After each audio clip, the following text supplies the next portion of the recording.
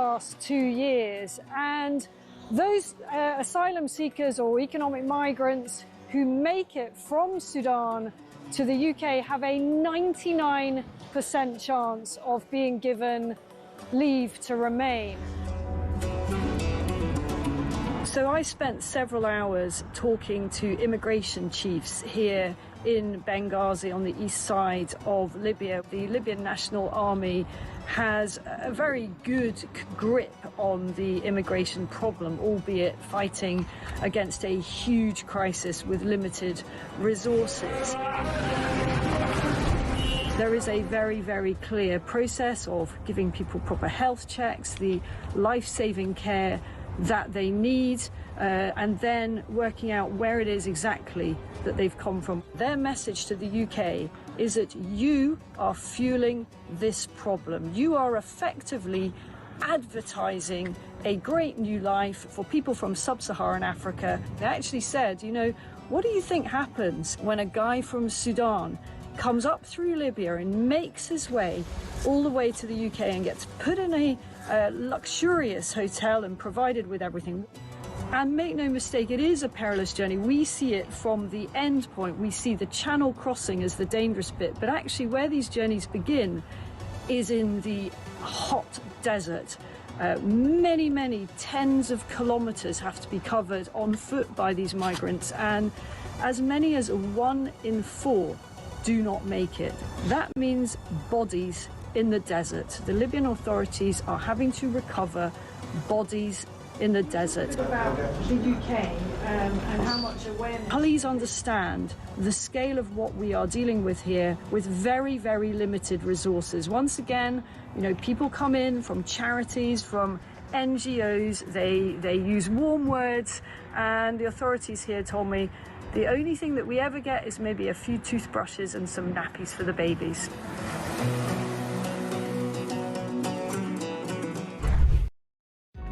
Across the UK, on DAB+, on YouTube, on the app, on your mobile, the home of common sense. This is Talk.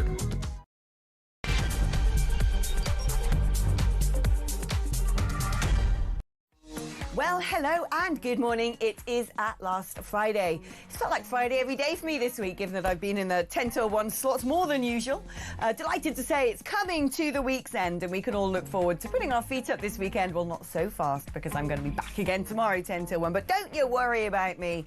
I hope you have brilliant plans in store to see your loved ones and potter about, go to a car boot sale, I don't know, whatever it is you do, and go to the pub. You know, more than one pub a day is closing at the moment. I think it's about time we put them under sort of protected characteristics that they're not allowed to shut down. They're not allowed to be converted into flats. Even if there's just one man propping up the bar, it should stay open. And don't get me started on churches. Anyway, those are topics that aren't really coming up in today's show, other than, of course, the economy. But we are going to be talking about how miserable we are as a country. How divided are we as a nation? I'm quite relieved to say, when I looked at all the newspapers in the wee small hours of this morning, it hadn't really kicked off in Birmingham. In fact, I think one of the reasons it hadn't really kicked off is because the 300,000 odd pro-Palestine supporters that certain people said were going to turn up, well, they didn't, did they? It was, you know, maybe a few thousand. But thank goodness, but it was still extremely ugly scenes, and that doesn't mean we should play down quite what it represented and where we're headed. And you'd be wrong to think that actually this is all about political parties fueling this. No. When you look at the fact that the legacy parties have been completely rejected, that itself signals that the population is extremely unhappy, that they're prepared to take pretty drastic measures to make sure that things change, and change for good. We're also going to be talking about the BBC. I had to wade in last night when it was revealed that Maxine Croxall, who is sort of a long-established BBC newsreader, when she was reading out copy from the auto cue about, I think it was like summer's day, heat wave, something to do with if you're knocked up, you find the temperature difficult. I can't remember. But basically, whoever had written that auto cue took it upon themselves to say that pregnant people would be adversely affected. As a very good established journalist, Maxine clearly thought that facts mattered and decided to immediately correct the auto cue to say what it should have said from the beginning, which is pregnant women might find things a bit difficult. And there was a little glimmer of despair in her eyes as she was forced to make that correction. I could see the rainbow lanyard wearing weirdo who decided to write that bit of copy, the image of that person flashing through her mind as she sort of scorns them under her breath. Anyway, a tiny handful of people complained, right? It wasn't as if the BBC were flooded with allegations of offence, of I feel, vilified, this is terrible, the prejudice, oh, find me a safe space, I'm so triggered. No, 20 people wrote to Ofcom and said, well, she looked like she weren't happy saying pregnant people. And the BBC have analysed this and go, wow, she shouldn't have done that. I'm sorry? Have you not got a whole department called BBC Verify? What are they doing? Oh, yeah, it's run by that woman who faked her CV. That's right. That pretty much sums up the lot of it. Now, before I throw over to our very first guest, one of our favourites, I'm going to give you the opportunity to take down the following numbers in case you should wish to use them, because they are the key to national radio access. That's right. If you dial 0344499 at 1000, then it's quite likely you could be patched through to the studio to talk to yours truly today, and I'd like to hear from you. I do mean you specifically, by the way, not him or her, you, right? Because you keep thinking you're gearing yourself up to phoning, aren't you? And you bottle it every time. Well, make today the day that you don't. It's your normal network rate. You can also use that number, of course, to send me a WhatsApp message or leave me a voice note on WhatsApp, because every time I say how much I like playing those things out and haven't had enough. 87222 is the number to text. Write the word talk before your message. Anyway, without further ado, it's Babber-in-Chief, the Gertlush, James Price, former Conservative government advisor. Good morning to you, James. All right, my lover. How are you, Alex? I'm Great all to right. see you. Where are you? You look like you're sitting in front of a shower curtain. That's just what Mr. Jeremy Kyle said the other day, but I'm sure that you will be much kinder than he was about Mummy Price's lovely curtains that I've got behind me. Oh, you're in God's own county. Oh, best of love to your rents over there. Absolutely right. Oh, good choice, good choice. So that means we're going to get extra common sense if you're plugged into the motherboard this morning. Talking about common sense, not much apparent at the BBC. I mean, it just keeps on coming, doesn't it? We had, first of all, the weird Gaza documentary narrated by a child of Hamas. Then we had this revelation that BBC Arabic was basically just BBC Hamas. I think we all knew that anyway. And then, of course, it was this. The latest thing is this Maxine Croxall thing. Before that, Donald Trump and the splicing together footage to make it look like he's inciting insurrection. I mean, for crying out loud. They say they're the world's most trusted news brand. They can't even be trusted to tell you that the sky is blue. No, the whole thing is absolutely extraordinary, Alex. And I know you've got a great story about your own association with the BBC and you seeing inside the dark underbelly of the beast of it all. But it is terrifying to realise just how much more, I don't want to say corrupt, but crooked some of the reporting ends up being.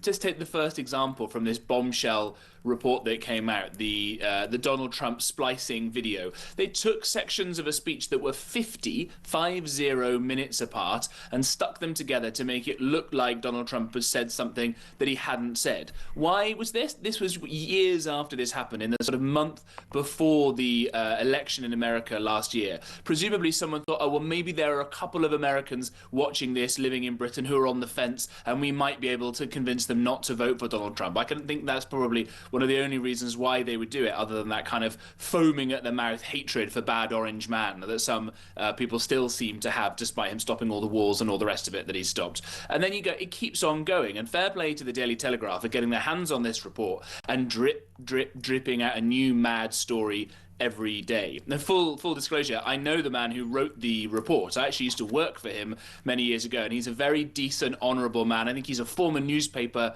political editor himself, who then moved into corporate world, but was asked to go and help out the BBC and would highlight these sorts of things, as clear from this report, and was ignored again and again and again. And I think there really are some questions to be answered here. And if they're not, then I think that the Prime Minister needs to show some stones and fire people at the BBC by whatever means necessary.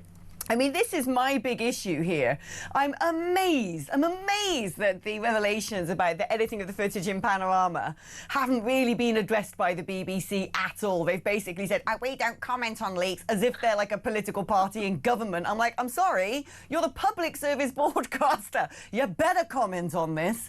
But it's just staggering. If they were in the private sector, there would be mass firings by now. And I don't think we focus enough on what happens to these BBC executives who broadcast Bob Villan, who oversee the editing of that footage in Panorama. Because having worked briefly in investigations at the BBC, I can tell you right now that every single person in that investigations team would have known the process that went into deliberately, and it is definitely deliberately, editing that footage, and definitely editing it to give a very sort of pejorative, negative overview. You can tell because they put that sort of like, you know, grey filter and a drone sound underneath, as if they're sort of, I don't know, producing Line of Duty or something. It's like, for crying out loud. But what goes on with these people? I mean, why aren't we being told that the editor of that programme has been sacked? Although, I don't know, I have a feeling, and this won't surprise you, I think she's gone to work for Hamas's favourite mouthpiece, Al Jazeera, which would make a lot of sense, wouldn't it? But poor old Martine Croxall, let's have a look at this, because there is a little bit of delight in watching the sort of movements on her face as she changes the auto cue. London School of Hygiene and Tropical Medicine has released research which says that nearly 600 heat-related deaths are expected in the UK. Malcolm Mystery, who is involved in the research, says that the aged, pregnant people, women, and those with pre-existing health conditions need to take precautions. I love that. It's just a slight widening of the eye, a little arched eyebrow. To be fair, I do love a bit of Martine, but she's got what one might call sort of a resting bad girl face. Anyway, when she reads the auto cue, she's not sort of one of those like really smiley, you know, but she sort of looks very serious, a bit like she's annoyed at the news, annoyed at having to like tell everyone how rubbish the world is. But why? I mean, the BBC just picked totally the wrong side of this again. It is absolutely extraordinary, this. I remember this sort of brouhaha coming out at the time. And, you know, all power to this woman for insisting on speaking in terms that are based in reality. You know, there was a while where we all had to go around and say pregnant people, chest feeding, and all this sort of mad stuff with people wearing woman face and us pretending that this was okay. And if people want to go and do that in the privacy of their own homes, that's fine. You can't make children do these things, which is what many of them wanted to do. And you certainly can't have, as you say, the national broadcaster or state broadcaster, as I think we should probably get used to calling it, acting in this way. And, you know, a lot of people jump to comparisons with George Orwell's 1984 when it comes to Starmer pushing out ID cards and all these things. And sometimes it's a little bit overblown. But I just want to quickly read one sentence from 1984 that manages to predict this exact incident perfectly. In any case, to wear an improper expression on your face, to look incredulous when a victory was announced, for example, was itself a punishable offence. There was even a word for it in Newspeak. Face crime, it was called. And Maxine has clearly been found guilty by the BBC of face crime. I love that, face crime. Do you know, I've actually just started to listen to 1984 as an audio book because I constantly read about 85 things at once, and I thought it's about time I delved back inside the covers of 1984. I know, but I mean, is it true, actually? Someone told me, and I don't know if it's just one of those urban myths, that it's called 1984 because the Fabian Society were established in 1884, and it's supposed to be a projection of what sort of rabid global socialism would do to the world within a century. And if that is the case, it is very accurate. I kind of wish we could bring Orwell back down, sit him here and go, right then, son, what do you make of this then? Because, you know, it really is quite astonishing. So are you suggesting to me that the Telegraph have even more material that they're going to be releasing? I think that's right. I think that this report goes to 19, 20-odd pages, and I can imagine, knowing the guy, and I've not spoken to him about this, but knowing Mike Prescott, who is the man who authored this report, and I don't know how it got leaked. I'm sure that he didn't do it because he's a man of unimprovable rectitude. He's a very good man indeed, but will have packed this full of very important and well-researched and well-founded things. And it's my understanding that this has gone all the way up to the very top of the BBC, and it's been ignored. The board has said to the Director General, yeah, you're fine, carry on, pretend it doesn't happen. What was the line you said, Alex? They say we don't comment on leaks as if they're a political party or something. No, this is people that you can go to prison, you can get punished by the state if you don't pay the license fee and you're caught watching TV, even if you're not watching the BBC. It's a totally insane system that we have right now, and it's produced all kinds of horrendous stuff. I would say there are some great people at the BBC. I won't necessarily go name all of them because they probably wouldn't thank me for it. But there are plenty of people, and you know that they're quite good if both sides start attacking them, because that means they're probably doing what you do, Alex, and what talkTV does, is to represent some of these things fairly. But there are many, many, many people, and it's not just a sort of straight news bit, but it is the splicing, as you say. It's the people writing the auto cue to say pregnant people rather than pregnant women. It's the choice of what issues get discussed on the Archers or those sorts of things. Or on EastEnders, we must address this burning social issue. You never see people in the old Vic and EastEnders talking about the debt crisis or the pensions time bomb or the amount of FGM that goes on that never gets punished in this country, right? It's always some other kind of trendy lefty issue. And for that reason, I just think the BBC has run out of road, and there's some radical reform with a small R is needed for it. Now, I've got a question for you. What do you call a group of people from Gloucester? What is the sort of plural of that? I think we're top champs. No, I think it's Gloucestrians, is it not? Gloucestrians. From the Latin glevum, which I think meant the kind of glowing nature of Cotswold stone, which is, I think, where the word comes from. Yeah, well, glewum, as they would have said in Roman times. Anyway, well, I think a group of Gloucesterians are called an ooar, and we're going to have one right now, because you'll be delighted to know that David, who is from God's own county, is on the line. Good morning to you, other Baba. Good morning, Alex. Hey. Good morning. Oh, can't think of his name now. James. James, of course it is. Sorry, I hear him all the time, and obviously we're off in Gloucestershire. Oh, we are Lovely. indeed. Oh, this is amazing. I love this. This is like being back down the Cafe Rene pulling pints. Yeah, well, I'm down in the Forest of Dean, so I'm just on the edge. So, Wow. But, very quickly. Yeah. They've obviously sploushed this footage with Trump. Well, what's to stop them doing it, for argument's sake, against somebody like Nigel Farage on the eve of the next election and changing an election result? It's a very good question, but, as they say in the Forest of Dean.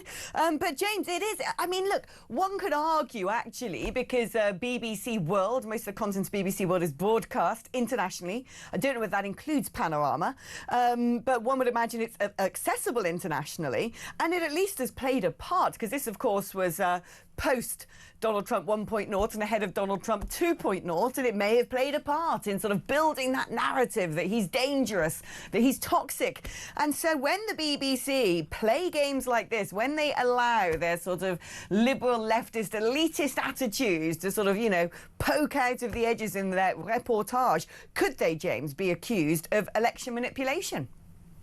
Yeah, well, I think that's the big threat. And of course, the BBC doesn't go through the same kind of complaints process as other broadcasters do, without going too into the weeds on this. Before you can, I think, go to Ofcom like everyone else has to abide by, the BBC has its own internal complaints process. And I found myself complaining about something on the BBC. More on this later. I'm sure we'll talk about it in future weeks and months. But when you go to complain on their web form, there's only a small amount of space you can do it. And they say, oh, in that case, you can just send us a letter then. The idea is to make it as difficult to complain about the BBC as is possible. And so that in itself, I think, is not exactly full transparency. And to make it worse, BBC Verify. Maybe this is the story that's the latest revelation from this bombshell report, that BBC Verify had to delete something because they got it completely and utterly wrong. It wasn't just the host's CV that was made up, but some of their stories are being made up. And of course, the last thing, if you've got a section on the BBC called BBC Verify that's meant to be trying to find out the truth, well, what on earth is all the other programming meant to be doing? Right? They shoot themselves in the foot with that completely.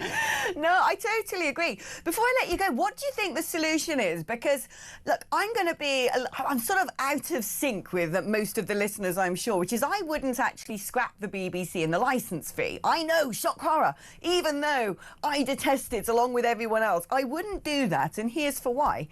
Because a lot of other countries in the world are jostling to have the sort of diplomatic leverage and international brand projection that having a state-run broadcaster provides. You know, you've got CTV, Russia Today, Al Jazeera, France 24, all the rest of them. They would all love to have the prominence of the BBC. But I do think two things. Number one, that licence fee needs to be absolutely sliced in half at the very least. And the BBC need to be told to cut down on the amount they produce. They started off with basically one TV channel, a handful of radio stations. They've now got 4 TV channels, 2 of which are frankly pointless. And they don't just have a gazillion radio stations, including BBC, whatever it is, Asia or whatever, BBC One Extra, BBC everything you can imagine. But they're all in the podcast space. And I'm like, no, get out. You have no right to be using my licence fee to be paying people like Makita Oliver to keep her career alive, when frankly she should buy a Yeti mic, put some interesting stuff on her bookshelf and do it off her own bat. And then my second approach would be that every future Director General should be chosen via an electoral process that means outlining a manifesto that licence fee payers get to vote on. Because I think the great British public, if they were to say, right, these are the things we want you to produce, these are the things you're doing wrong, and the BBC were actually accountable, no taxation without representation, I think we would suddenly find it becoming a bit more normal. Do you think that plan would work?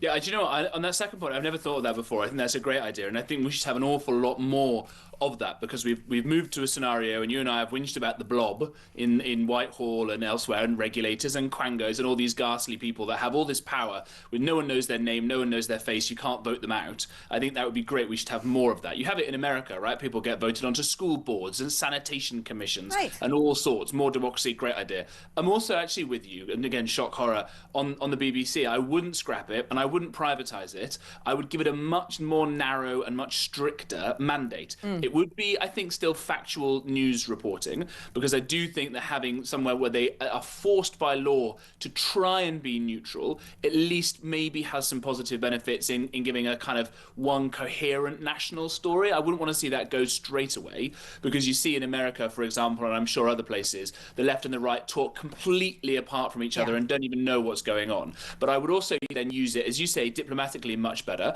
It would require a lot more oversight, because you know, some of the things that come out in the English translation on BBC Arabic, someone says death to the Israelis, and actually what they really say is death to the Jews or whatever. Both, I think both are terrible, but you get those sorts of problems. So we could, you know, pump BBC Farsi into Iran and say, isn't it so terrible what they're doing, rise up? Or we could pump it into China and say, hey, you should all see what actually happened in Tiananmen Square in 1989. And the rest of it then back at home, if it can survive commercially, as you say, it should go to ITV or to Sky or to Talk or to wherever else you want it to go. And the BBC should make stuff that wouldn't necessarily survive commercially, but is of a higher level of beauty or interest and things like that, you know, and go full elitist and pump out opera and things like that, so that people can go, oh, I never realised this stuff was accessible to me. There's some person explaining to me why Wagner's great or whatever it may be. That's actually quite. They wouldn't have Wagner, mate. He's way too right-wing for the BBC. Are you kidding me? Oh, James, thank you ever so much. It's always wonderful catching up with you, my babber, and thank you as well to David, my butt. There you go. If you don't know those words, you just haven't spent enough time in the West Country, have you? And your loss, I'm afraid.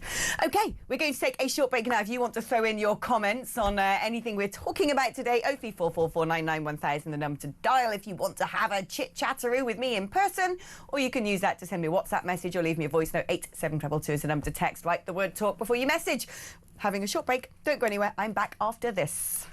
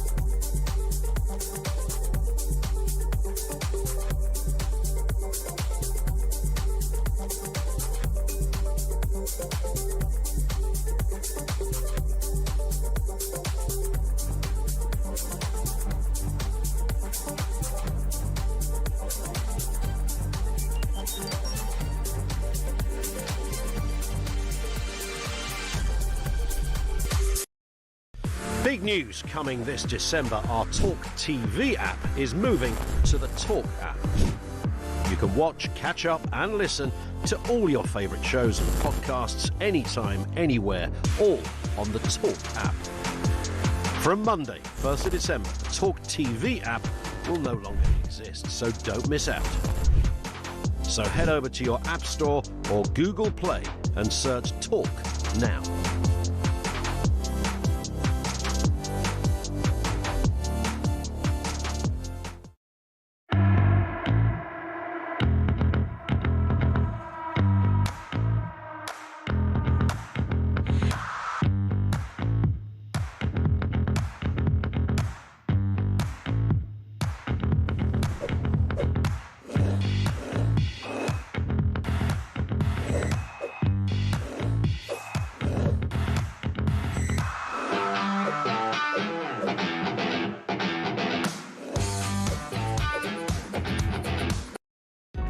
Across the UK, on DAB+, on YouTube, on the app, on your mobile, the home of common sense.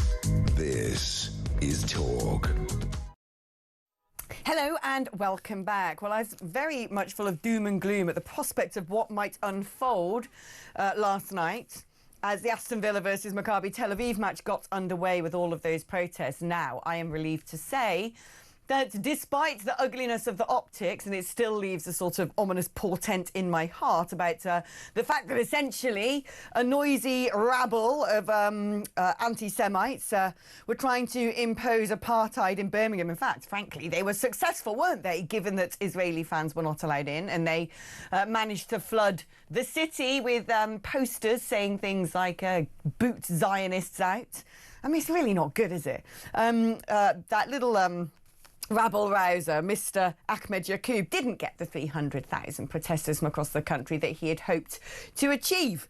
And yet, at the very least, it was a huge waste of police time. And it goes to show that, frankly, the authorities are just not standing up to this blight. Let's speak now to Peter Blexley, former Met Police detective. Peter, I am, like I said, relieved. There were still 11 arrests. It's not really detailed who they were, but we know that people were taken into custody for a variety of offences, including trying to throw fireworks into the ground, possessing Class B drugs and shouting racist abuse.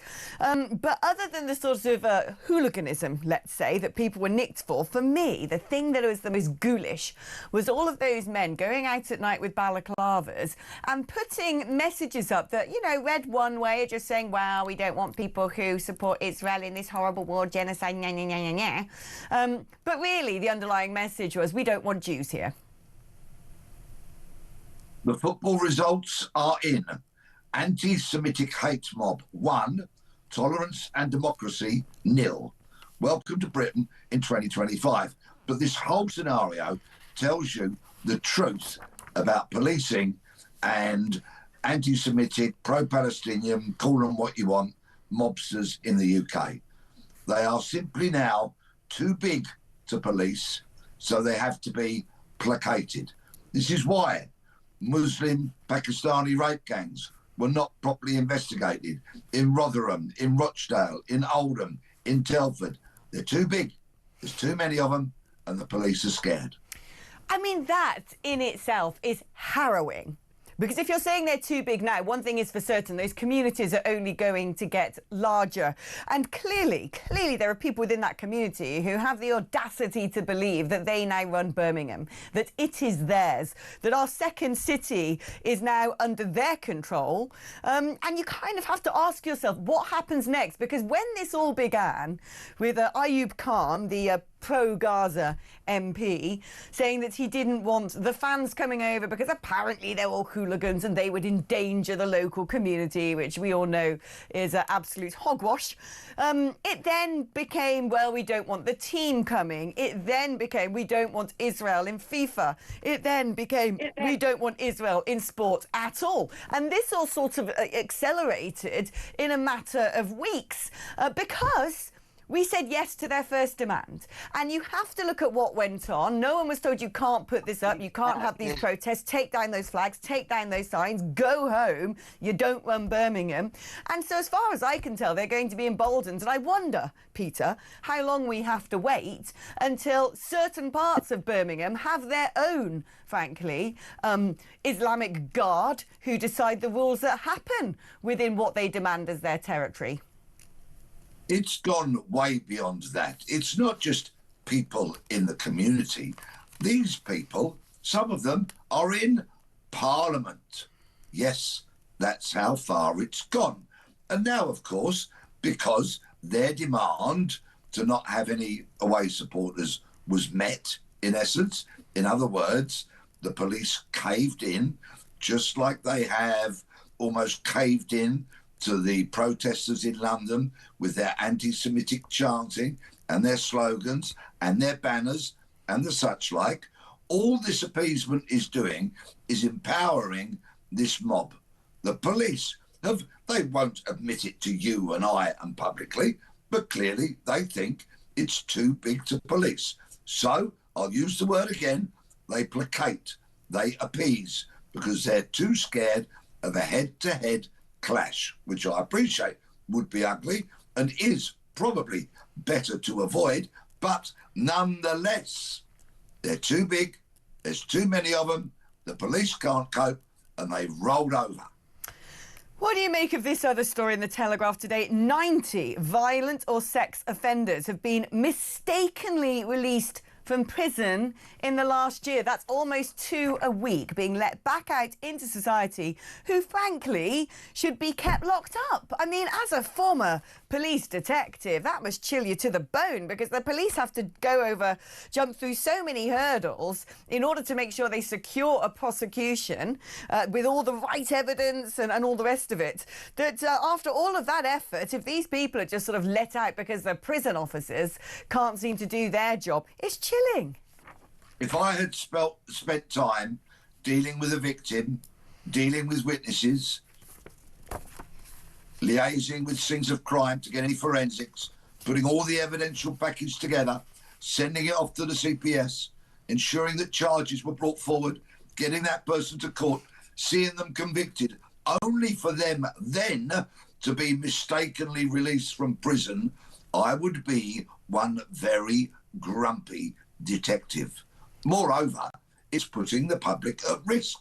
Clearly, the whole criminal justice system is in an absolute state of flux, and we need to get a grip. Let's stop putting idiots in charge. Let's put people in charge who are capable, who are committed, who know what they're doing, who have some experience, who know how to turn around an organisation of whatever size and shape it is. Not so many years ago, in fact, in 2024, Rolls-Royce turned around its complete fortunes because it was focused. It had the right people. It had a strategy. And Rolls-Royce is a business with a turnaround of about £18 billion a year. The Home Office has a budget of £20 billion a year. So not that far away from the size of turnover that Rolls-Royce enjoys. If we had the right, capable, clever, intellectual, committed people in charge who actually knew what they were doing, there is no reason why the criminal justice system could not be turned around in a similar kind of time frame.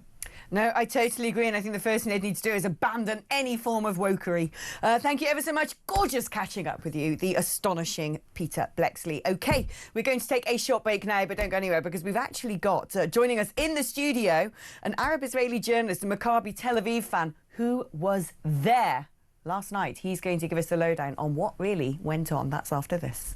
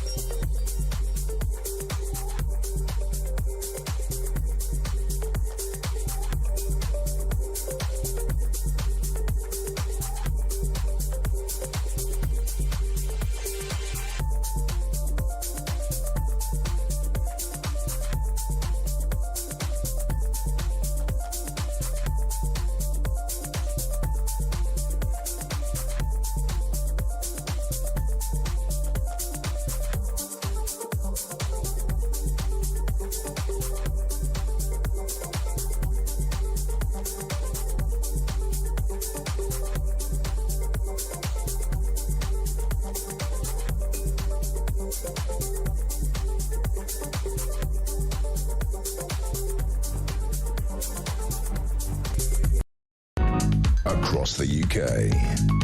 On DAB+, on YouTube, on the app, on your mobile. The home of common sense. This is Talk. Now, 11 arrests were made last night from, by the reading of it, what appears to just be essentially thuggery and yobbery, throwing fireworks into the stadium, being disorderly and shouting racist things. So no one came to blows. But it was lucky, I think, that the turnout, they say hundreds of pro-Palestine campaigners, didn't descend into the hundreds of thousands. We might have got a very different picture. But let's find out what did come to pass last night and catch up with Nick Ellaby, who is our fantastic TalkSport reporter live from Birmingham. Good morning, Nick. Good morning, Alex. I mean, a lot of bated breath, I think, going into last night's match. Not so much on what the scoreline would be, but whether people would be trying to settle scores outside of the stadium. How horrible was it? I mean, no more horrible than quite a lot of football matches I've attended in the past, to be honest. You're right. I think we spoke to police, West Midlands Police, before the game, probably early afternoon, and they were not sure what to expect because you had this coalition of pro-Palestinian demonstrators outside Villa Park. There were reports online that, you know, numbers could reach as much as 20,000, 30,000 we were hearing. But in the end, it was more like about 800, I think. And then they were asking for Israel to be kicked out of international sporting competitions. And then on the other side of the stadium, you had a very well-policed, a very small kind of counter-protest, excuse me, with pro-Israel demonstrators showing support for British Jews, holding up placards, and they had a few speeches and things, but they weren't allowed to get anywhere near the stadium and the pro-Palestinian demonstrators on the other side. You mentioned those 11 arrests. We've got a bit more information on those now. One was for shouting racist abuse during a road rage incident at Villa Park.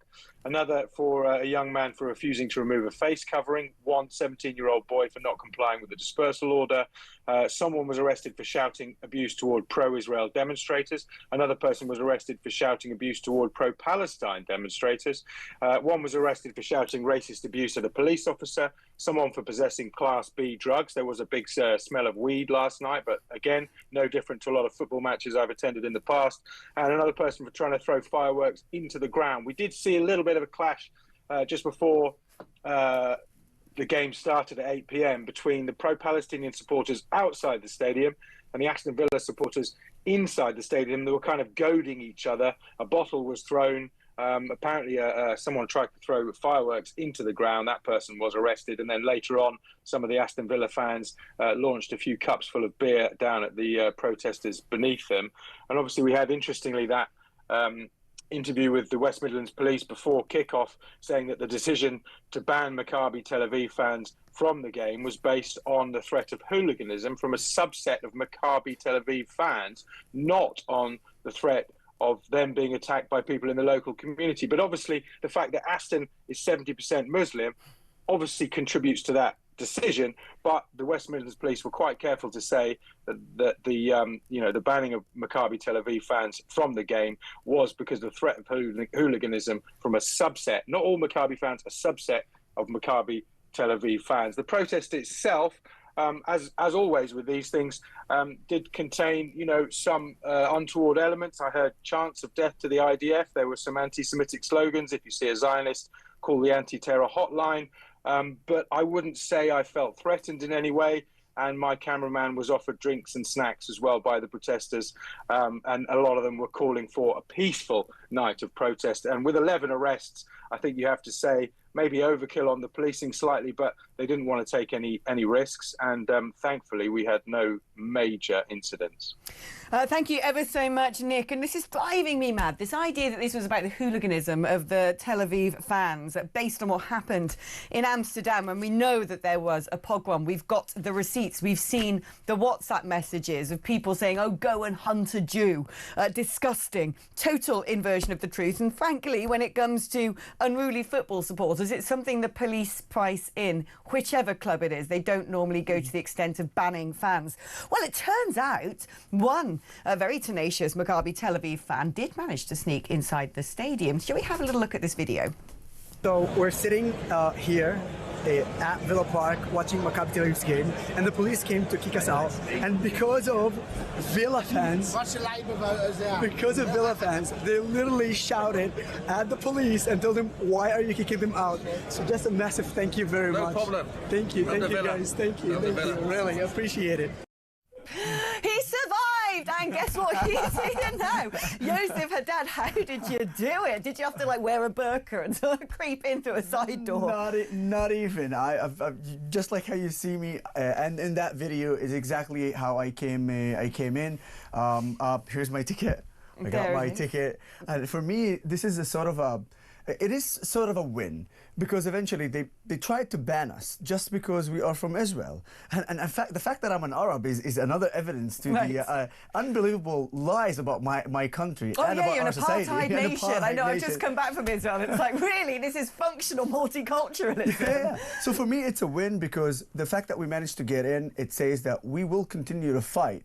But the fact is that when I saw the away stand completely empty, it is terribly saddened me, because what I heard about what the police said, if that is the base, no away team should come, because in every team, including teams like Fenerbahce, who's going to play Aston Villa only in away, but imagine if it was in home. So they're going to ban all the Turkish fans, because they have some of the worst extreme fans. Of course, I'm not generalizing. So we should ask the police, based on what you said, you're going to have to ban all the away team fans coming to play in Villa Park. Yeah, all of them. Every single football team from now on. Because, football chants tend to be politically incorrect, to say the least. And football supporters drink a bit, and occasionally some lob a punch or two. Absolutely. But I want to use this opportunity here to tell you a little bit about Maccabi Tel Aviv fans. I'm a huge supporter of Maccabi Tel Aviv since 1996.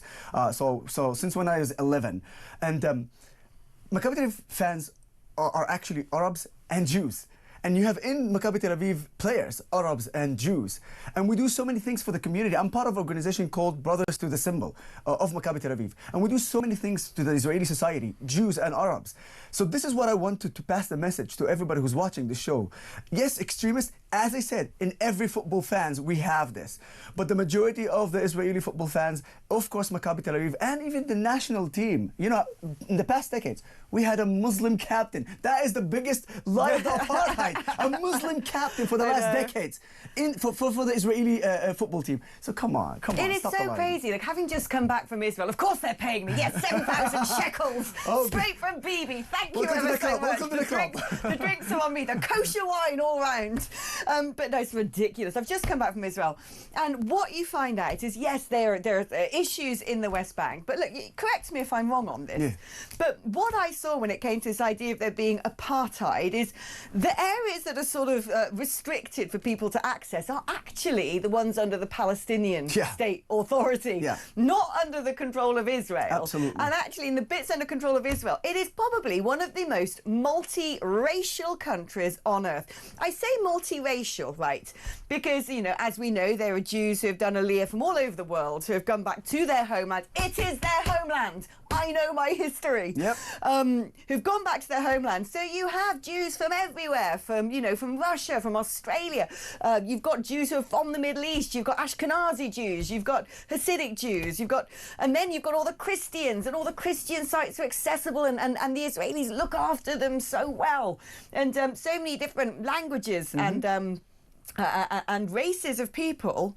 But what you do have is you're not actually multicultural. You're multi-faith. There are, is it 20% of Israelis are Arabs? 1.6 million Muslims and 145,000 Christians. But what I found out was they're all Israelis first, and they really believe in Israel, and they are proud of Israel. And you think, this is what a functioning multiracial, multi-religious society looks like. The bits that actually are going to hell in a handcart are the bits under the Palestinian Authority's control, where Israel's just left them to it because they have to. Right, you've got this bit of land carved up, that's for you, and you can't go in if you've got an Israeli number plate. If I'd wanted to go visit Bethlehem, can't really do that very easily. It's the birthplace of my Messiah. Come on. So I'm happy that you brought Bethlehem, because I want to tell you about the fact that when Bethlehem was under the Israeli authority, 80% of Bethlehem were Christians, and 20% were Muslims. Yeah. Today, under the Palestinian Authority, 90% Muslims and 10% Christians. And it's that shows you they're in poverty because no one can go visit anymore. There are no pilgrims going for Easter, no pilgrims going for Christmas. Same to my city, Nazareth. And I you've went been to there. Nazareth. And you've been there. Yeah. You know, the fact is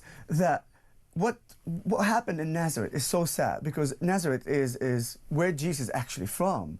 And Nazareth, according to the partition plan, was supposed to be a Palestinian city. Thank God the Arab leaders back then in 1947 did not agree to partition plans. Otherwise, I would be Palestinian. And I'll tell you more than that. With a mouth like this, I wouldn't survive 5 minutes under the Palestinian Authority, because they would have killed me. In Israel, I criticize my country, I criticize my government, and I have the freedom of speech and the freedom of my religion to do what I want to do, obviously under the law. But the fact is that I have that ability is what makes me who I am today. But imagine if I was on the Palestinian Authority, I would be dead. Oh, the things that I saw, Joseph, the things that I actually saw was astonishing. We're going to take a short break now, but you're not going anywhere. I'm here. I was going to make a joke that which wouldn't work at all in this context.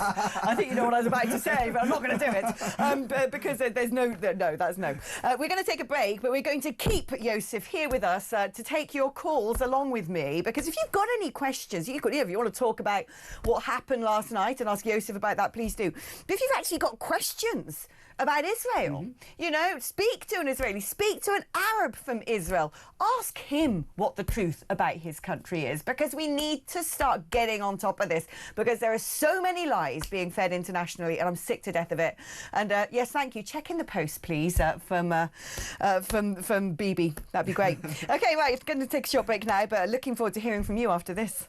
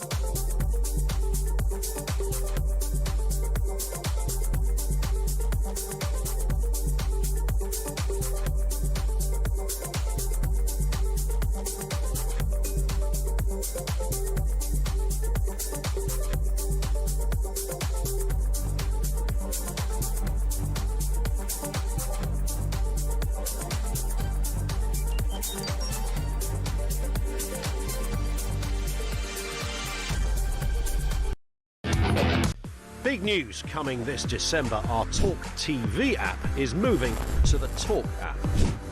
You can watch, catch up and listen to all your favourite shows and podcasts anytime, anywhere, all on the Talk app. From Monday, 1st of December, the talkTV app will no longer exist, so don't miss out. So head over to your App Store or Google Play and search Talk now.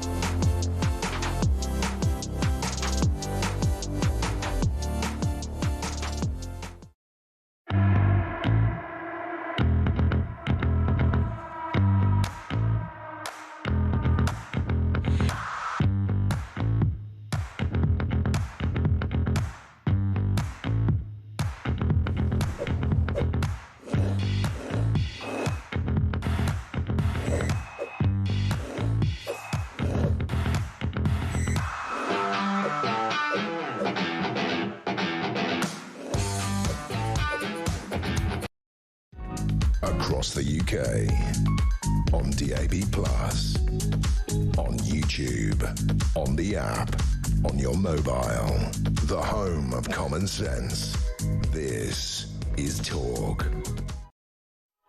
Okay, welcome back. Now, I just want to show Joseph something, because there was a bit of a rabble-rouser organising these protests yesterday. He's an infamous solicitor who goes by the name of Ahmed Yaqub. He was responsible for, yeah, you know who I mean, don't you? Like, yeah, that little rat bag. He was the one who represented the Manchester airport thugs and was sort of disseminating the clip, saying everyone must go and protest. He's always there, you know. He actually... Remember that. You know, he looks like a clown, frankly, but I think he's quite a dangerous man. Anyway, I had the displeasure of interviewing him yesterday, so let's have a little watch back. You're now saying that Israelis aren't allowed to come to Birmingham. What gives you the right to decide that? The intelligence received by them from the Dutch authorities was that the public of Birmingham won't be safe from these Maccabi Tel Aviv fans, not the other way around. I know full well what's happened in Amsterdam when Maccabi Tel Aviv went to play there, and there was a Jew hunt going on. Go on to the Dutch police website, you'll get a totally different picture. You're looking at it Israeli eyes. Let's say that that is true. Let's say that that is true, and we're going to look at... You're talking over me. Alex, you're looking at things from the eyes of your puppet masters. That's the problem. Oh, my good old puppet masters. We don't have no argument. You've been paid, you're a collaborator, you're whatever. That's what they do. That's what they do. And they totally invert the truth. But I want to go back to the Amsterdam thing. We've got to bring in a call in a second. But, you know, I have seen the WhatsApp group messages where, you know, Muslims driving Ubers and stuff were saying, hunt them down, look for them, attack them. I mean, no one says that football fans always behave impeccably. But I get the impression, I wasn't there, but from everything I've seen, it was what the police have said. It was a total inversion. My friends were there. Right. My friends, in fact, Arab friends were there, and one of the Arab friends, fan of Maccabi Tel Aviv, saved Jews because they spoke in Arabic. And that story was massive in Israel. So the mob of Moroccan extremists, the majority of those who attacked Maccabi Tel Aviv fans were Moroccan, not Dutch people, yeah? Same like what's happening in Villa Park. I've been there. First of all, I just want to say thank you very much for the Aston Villa fans. They were amazing. Their hospitality was amazing. And in fact, the clashes between the extremist terror supporters was with Villa fans because there were no Israeli fans. Yet still there were clashes there. So it's just the evidence to what we're seeing from those extremists. So the Arab fan of Maccabi Tel Aviv, when he saw that there's a mob of Moroccan, he spoke in Arabic to like sort of give them the illusion that they're Arabs and not Jews. They're friends with him, and that's how he saved their life. So you're right. It was a Jew hunt there. It was extremist Moroccans, not local people from Amsterdam, and that is the bottom line. That's the truth. Yeah. So stop lying. Why do they do it? I don't understand. Let's bring in AJ, who's calling in from Essex. Hello, AJ. Hello, my love. Are you there? Yes. Just to say, last year in English football games with away fans, there was an average of 4.2 arrests per game. That's with away fans, 4.2. Aston Villa last night, there was nearly 3 times that number of arrests. I wonder why. That's strange. Anyway, and no away fans. Yeah. So that's a good point. That's a good point. And Maccabi Tel Aviv, the intelligence about... Do me a favour. Yeah, it's a race.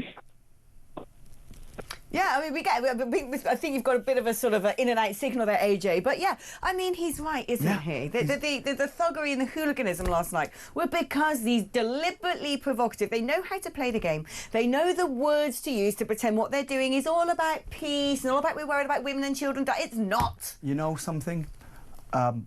Yesterday, I had the unfortunate, being there and having to tackle or to talk to the police there.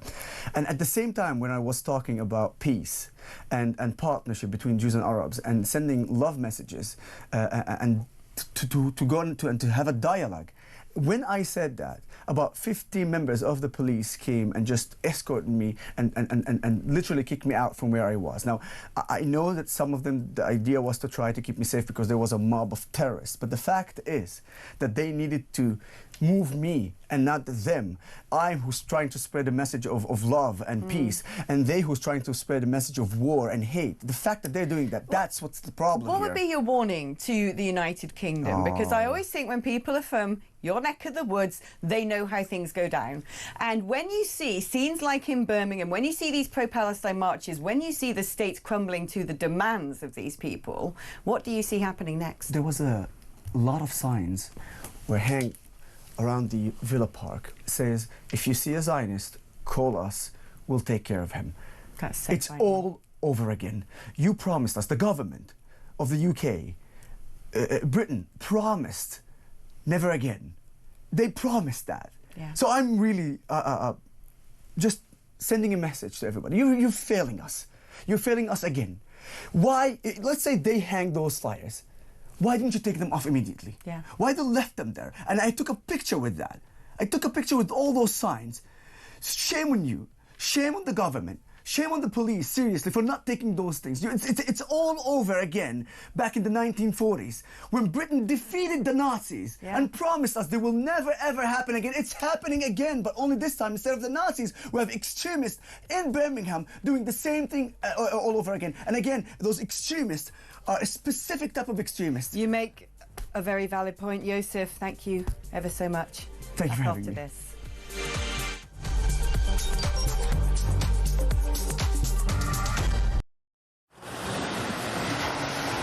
Libya has become a major transit route for refugees and migrants from sub-Saharan Africa, and many of them come through Libya dreaming of getting to the UK, particularly from Sudan, where there has been a civil war waging for the last 2 years. And those asylum seekers or economic migrants who make it from Sudan to the UK have a 99% chance of being given leave to remain. So I spent several hours talking to immigration chiefs here in Benghazi on the east side of Libya. The Libyan National Army has a very good grip on the immigration problem, albeit fighting against a huge crisis with limited resources. There is a very, very clear process of giving people proper health checks, the life-saving care that they need, and then working out where it is exactly that they've come from. Their message to the UK is that you are fueling this problem. You are effectively advertising a great new life for people from sub-Saharan Africa. They actually said, you know, what do you think happens when a guy from Sudan comes up through Libya and makes his way all the way to the UK and gets put in a luxurious hotel and provided with everything? And make no mistake, it is a perilous journey. We see it from the end point. We see the channel crossing as the dangerous bit. But actually where these journeys begin is in the hot desert. Many, many tens of kilometers have to be covered on foot by these migrants. And as many as 1 in 4 do not make it. That means bodies in the desert. The Libyan authorities are having to recover bodies in the desert. About the UK and how much awareness. Please understand the scale of what we are dealing with here with very, very limited resources. Once again, you know, people come in from charities, from NGOs, they use warm words, and the authorities here told me the only thing that we ever get is maybe a few toothbrushes and some nappies for the babies.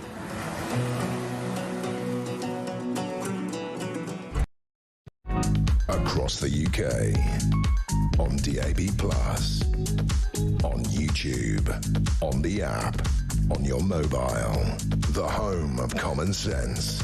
This is Talk.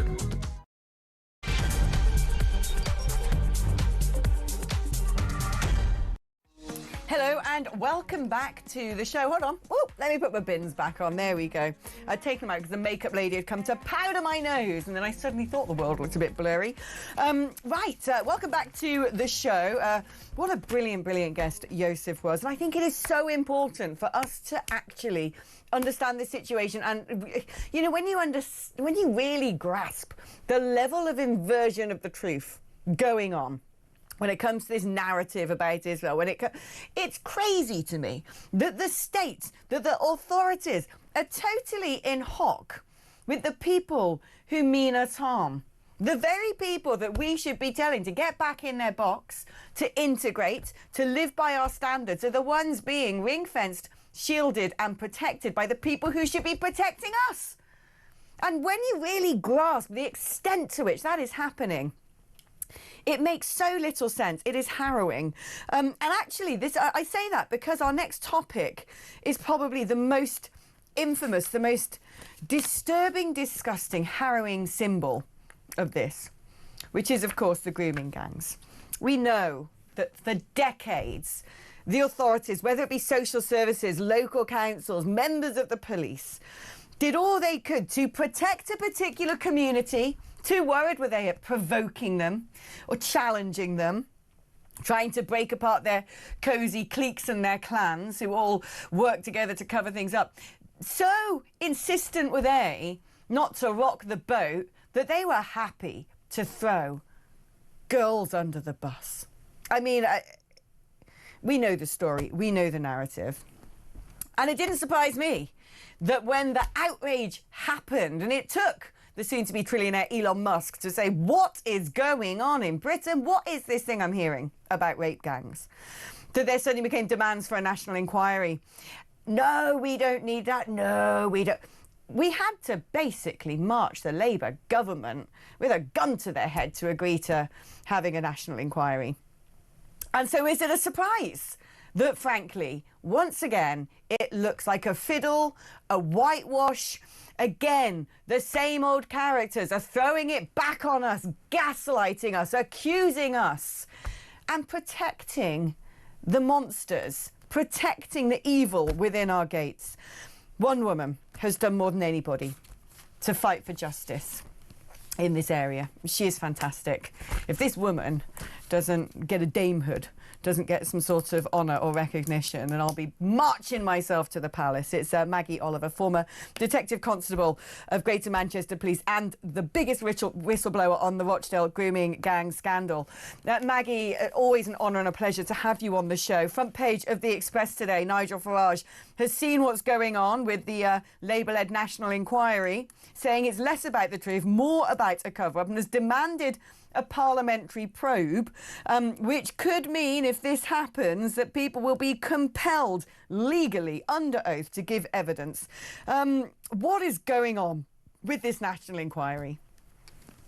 If you want the honest truth, Alex, nothing. I know that what the government, and this isn't a party political point for me, it never is, because I've seen the same neglect in the Conservative Party. You know, they were in power for years, and repeated governments have wanted to turn away from this problem. You know, it's been my life for 15 years. This newest inquiry, you know, I met with Baroness Casey. She met a whole load of survivors of grooming gangs. What's been going on in the last few months has all been going on behind closed doors. It's all secretive. It's all under the carpet. My own personal belief is that the government are trying to set one group of survivors against another. Now, I work, you know, my charity, the Maggie Oliver Foundation, we help adult survivors of any kind of sexual abuse. And I know that victims of all kinds of abuse are being failed by a criminal justice system which is broken. But the grooming gang, rape gang type of abuse is the one that I have seen for 20 years being kicked under the carpet and lied about. The girls themselves blamed, judged, criminalised. It's a very specific kind of sexual abuse. And in my opinion and in my expertise, you cannot lump together domestic violence, you know, rape in the home, child abuse, individual rapes into the same inquiry. because what will happen, the numbers of rapes in the home, abuse happens often in a home, but grooming gangs operate in a very unique way. They target vulnerable children, and we have seen repeated governments and establishments wanting to conceal that they are predominantly Pakistani Muslim men. That's what's going on again here, in my opinion. And Baroness Casey, her report, her audit, made it very clear that this was about grooming gangs. It wasn't about every kind of abuse. You know, Alex, I was part of the National Abuse Inquiry that took 7 years, £200 million, ICSA. There was one strand, organised networks, they called it. That was a complete and utter whitewash. And it was meant to be about this kind of crime. I heard one victim give evidence. It was a platform for successive chief constables, heads of social services to parade out and say what a fantastic job they are doing. Now, I haven't read the article in the Express today, Alex, but I know this subject inside out. So what Nigel Farage is saying, I do believe that we have to be able to force people to give evidence. I think that the problem is, though, that successive governments and politicians have lost the trust of the country. Yeah. So I don't, you know, the devil is always in the detail for me.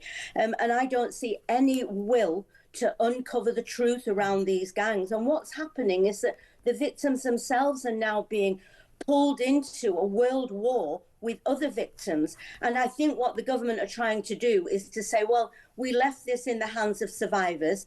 You know, they couldn't agree what we needed, and then we will walk away from it again, and the gangs will continue to walk scot-free. That's what I think is going on. I mean, how deep did this go? Does it potentially still go? Because I'm certain that there are grooming gangs still in operation. We're going to come on to the capital city shortly. But, I mean, is it that there are people who are essentially complicit within local councils, in local authorities, who knew that this was going on? They might have had relatives or friends involved. Lord knows they might have been involved themselves. Yeah, I mean, it's corrupt. It's corruption at the very top. And for me, my opinion has always been that this goes right to the top of government. This is not a mistake.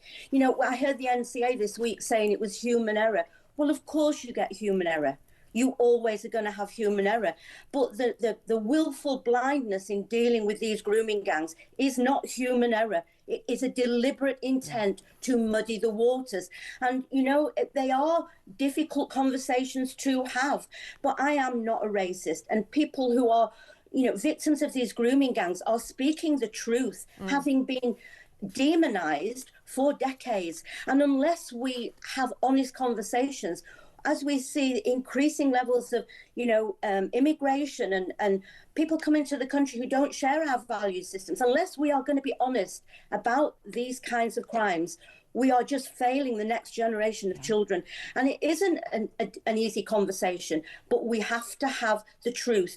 And when we have the truth, we can understand why it happens. Then we can address these monsters in the way that we would other rapists. You know, I would call out a Catholic priest or, you know, the Archbishop of Canterbury or, you know, anybody else who is raping children to me should have the full weight of the law thrown against them. Yeah, it's funny, actually. I always think that when people sort of go, well, what about the Catholic Church? What about this? What about that?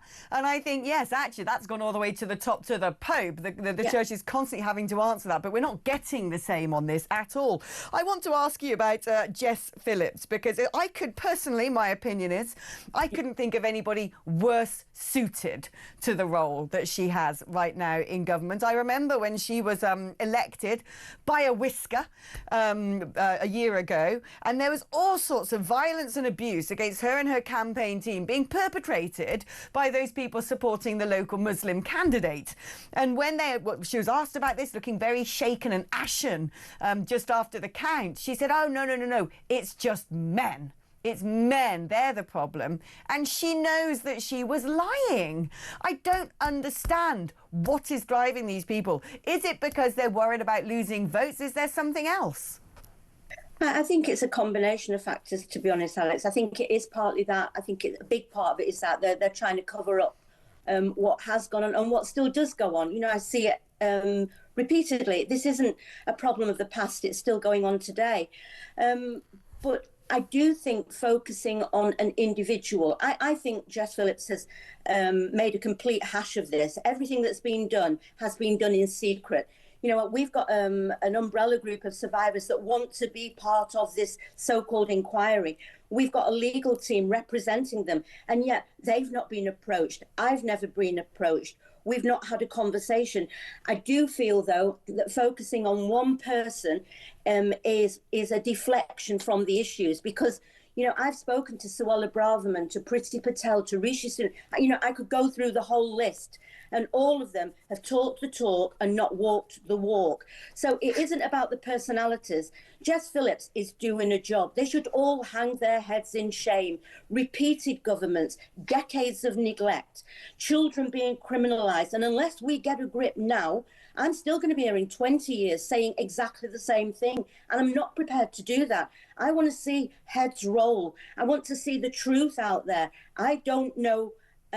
We just need honesty and transparency from somebody who is brave enough to open up this can of worms, because everybody in the country knows now that this isn't, you know, when I first started speaking out, Alex, you know, I was a very lone voice. I feel like I'm 10 years, the country's 10 years behind where I was 10 years ago. But the whole country knows this is true now. Yeah. And what we're seeing is people in power wriggling and trying to escape from having to expose this. But this is not going away. I know what Nigel Farage is saying about a parliamentary probe, but, you know, I was involved in an inquiry around a case in Manchester where 5 senior officers were closed down a live case with 97 child rapists without a single charge. They went to the IOPC, refused to be interviewed. Nobody was held accountable. So accountability is key.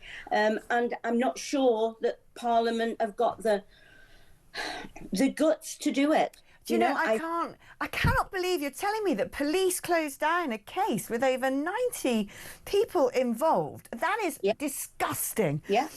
I want to ask you as well about London, because it's the Express who have pushed hard on this, as well as Susan Hall, who's the leader of the Conservatives, who asked Mayor Sadiq Khan in mayoral question time whether there were grooming gangs in London and whether there needs to be an inquiry here. Well, of course there are. It is the biggest city. It is our capital city. Yeah. It is the most multicultural, multiracial city, and with lots of people coming in and out from all over the world. To imagine that for some reason it's the one place in the UK that somehow is immune to grooming is ridiculous. And his response, where he almost seemed to be goading her, trying to make her say the words Muslim or Pakistan or Southeast Asian so he could fire back an accusation about her being a xenophobe or an Islamophobe, was the most arrogant, vile display of politicisation I think I've ever seen. And then we find out from a whistleblower to the Express that grooming is going on in the capital. It is rife, and the nature of some of the things taking place are chilling.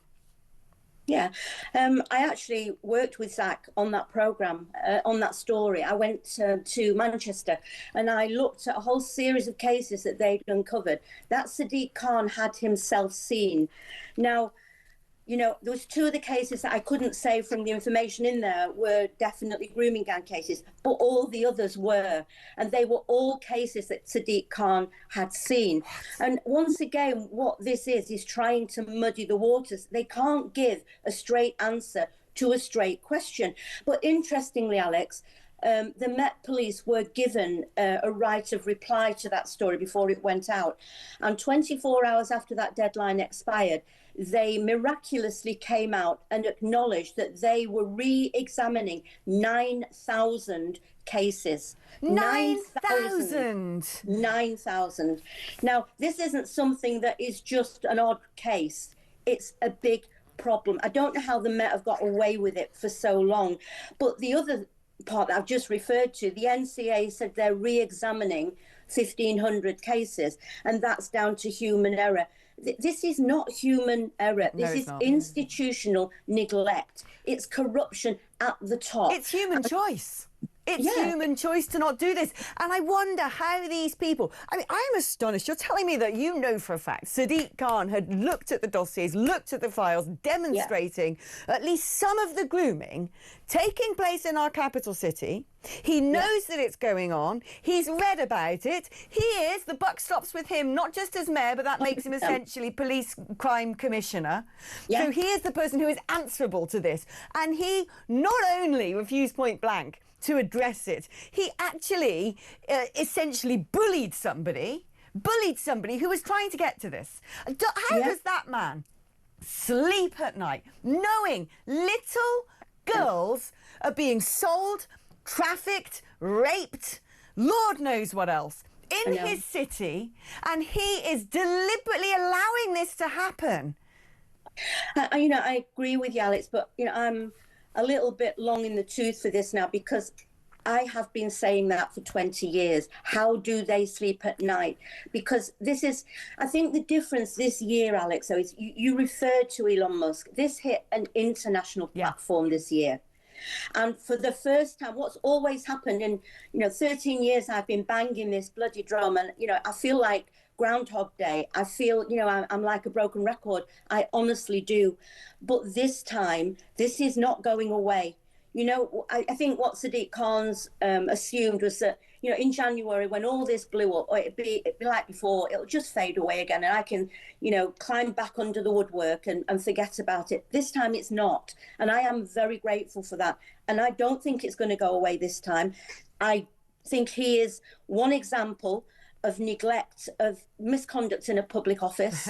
Gross misconduct. Gross misconduct. And I do think that some of these high public servants, let's be right, public servants should be in prison. It's not in, I was a police officer. I saw Augusta closed down. I saw half a job done in Rochdale. I tried to call it out. It wasn't my fault that those cases didn't go forward. It was the decisions at the top. And I was told, as a detective, your job is to do as you're told. Senior officers make decisions. Well, the senior officers have made the decisions to do nothing about these kinds of crime. And for me, the book stops with them. So whether that is the Home Secretary, Sadiq Khan, the Chief Constable, they are the ones who should be carrying the can for this, not some officer at the bottom of the pile like I was, struggling with a massive workload, being told, oh, those kids don't matter, close the job down. This is, national neglect on an industrial scale, and I've seen it for 20 years, and I want action.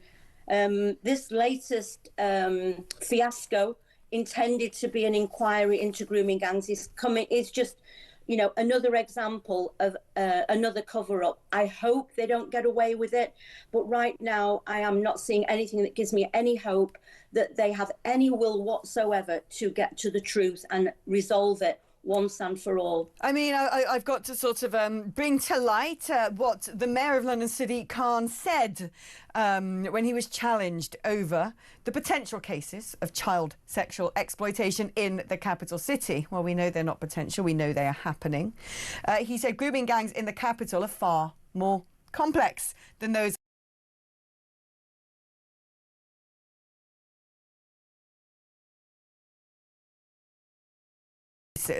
of child sexual exploitation over a 15-year period. And in response to that, he said, the police think that the specific type of systemic cases in some of those northern towns with those awful perpetrators were from one particular ethnic origin and the victims from another. Oh, can't seem to use the exact words.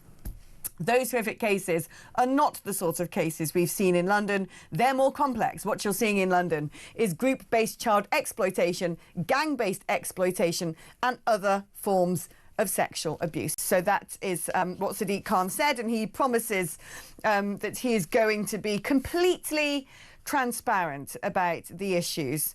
I mean, I just don't understand, as a nation, we go through this cycle constantly of being horrified, of pushing for answers, of wanting a resolution, all of this, so it can never happen again.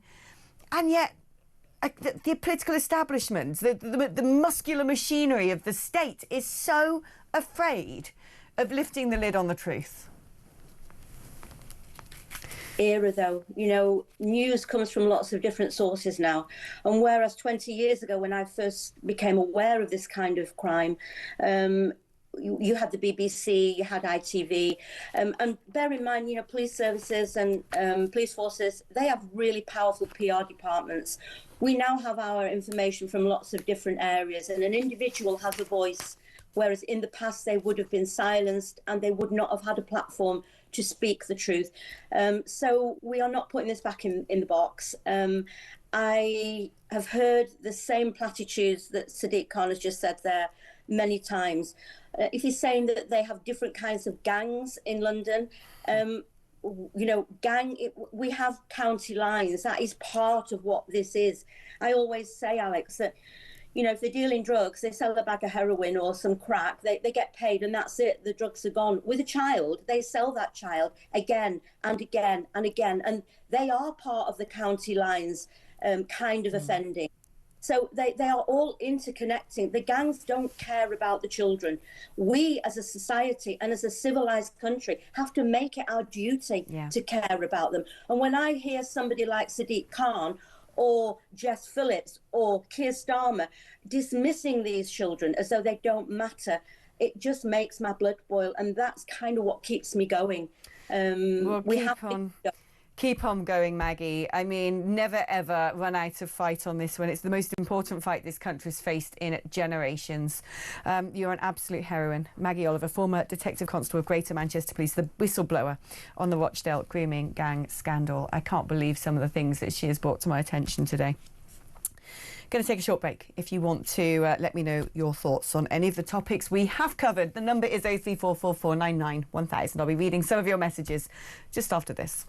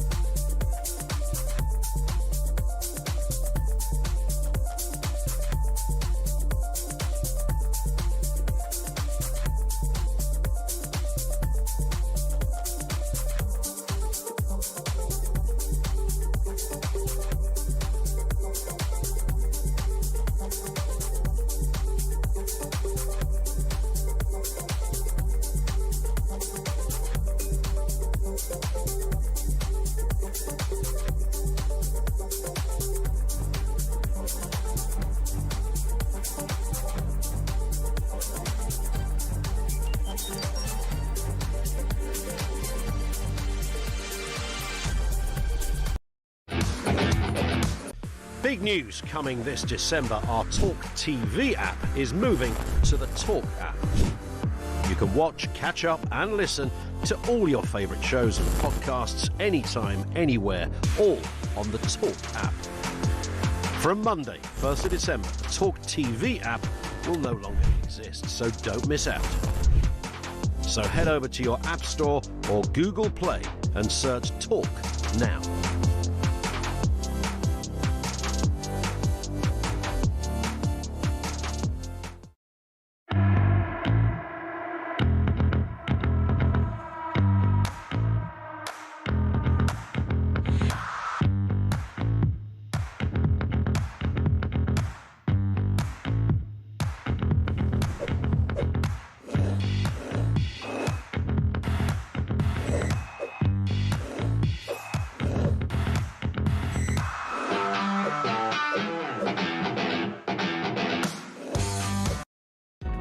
Across the UK, on DAB+, on YouTube, on the app, on your mobile, the home of common sense.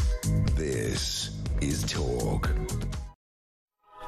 Okay, hello, welcome back. Let's take a call now. This is Alan in Salford. Good morning, Alan. Good morning, Alex. How are you? You all right? I'm okay, yeah. How are you? Not so bad. Last week, I looked at the listings for the BBC, you know, what's on television. I'm not a member of the BBC for 7 years. I've not paid my licence. I will not pay it ever again. Mm-hmm. And on Monday to Friday, between 2:30 and 3:30 for an hour, was BBC Verify.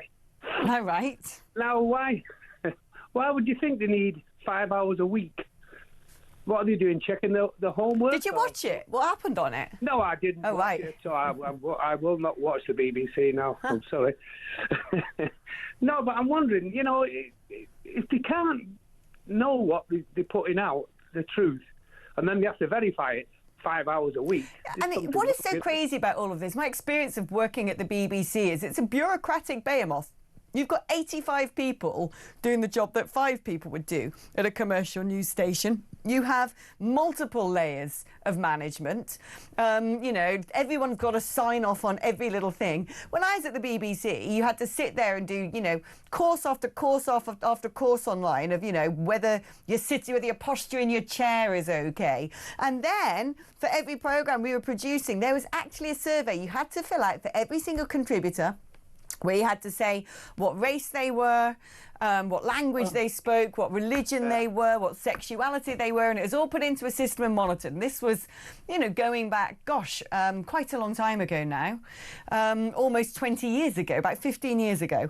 And now with sort of, you know, AI, everything, you would think they would be able, if they can go to such sort of granular monitoring of DEI and identity politics, you think they'd be able to actually just check whether the stuff they're putting out is true or not. I actually wonder if there's some sort of system, like an AI tool that could go underneath all of the content and start making blaring noises the minute it dips into the communist red. I mean, obviously, the alarm would be going off constantly. But there has to be a way for the BBC to get on top of this. It isn't that difficult. It's not. It's not. And, you know, this last debacle, you know, you yourself, you're a pregnant people, you know, a pregnant person, aren't you? Or a woman. Well, I'm a woman. I didn't realise there had been some sort of, I don't know, divine intervention and the future Messiah is within my womb. I'll have to check that later. But last thing I find out, I was definitely a woman, and that's it. A solo traveller. Are they frightened of saying woman and man? Well, what is going on? No, I know. It's crazy. I thought we'd gotten over all of this stuff, but apparently not. Alan, thank you ever so much. Let's speak now to Paul, who's in Hartlepool. Good morning, Paul. Hi, how are you doing? All right? I'm all right, yeah, very well. Basically, what I was thinking on the lines of is with them changing that about Donald Trump, about, you know, the changing basically the change Well, yeah, splice together 2 bits of a speech to make it sound like he said something completely different. Yeah, that's it. That more or less puts us in the same boat as the Russian TV channels. Yeah. We're just putting out loads of propaganda. Right. I mean, this is what's fascinating, because one of the only channels that have been completely banned in the UK and taken off air is Russia Today for the propaganda. It'd be interesting to see what's going to come to pass with the BBC. Probably nothing, to be honest. I'd be tempted to suggest that perhaps the White House might not look favourably on this, because there have been various successful lawsuits against American channels. But I do wonder whether he will sort of, bring a suit against the BBC. I don't know whether that'd be welcome or not, to be honest, but we as the general public who are forced to pay for this if we just want to watch live television deserve better. Yeah, well, ITV's going to get taken over, so by the looks of it. So hopefully, everybody will just disappear from the BBC and stop paying like. Oh, do you know, I still have it within me, even though I hated working at the BBC and left it, I still have it within me that it could still work. And if it could work, it would be of great value to this country. But we just seem a long way off that now.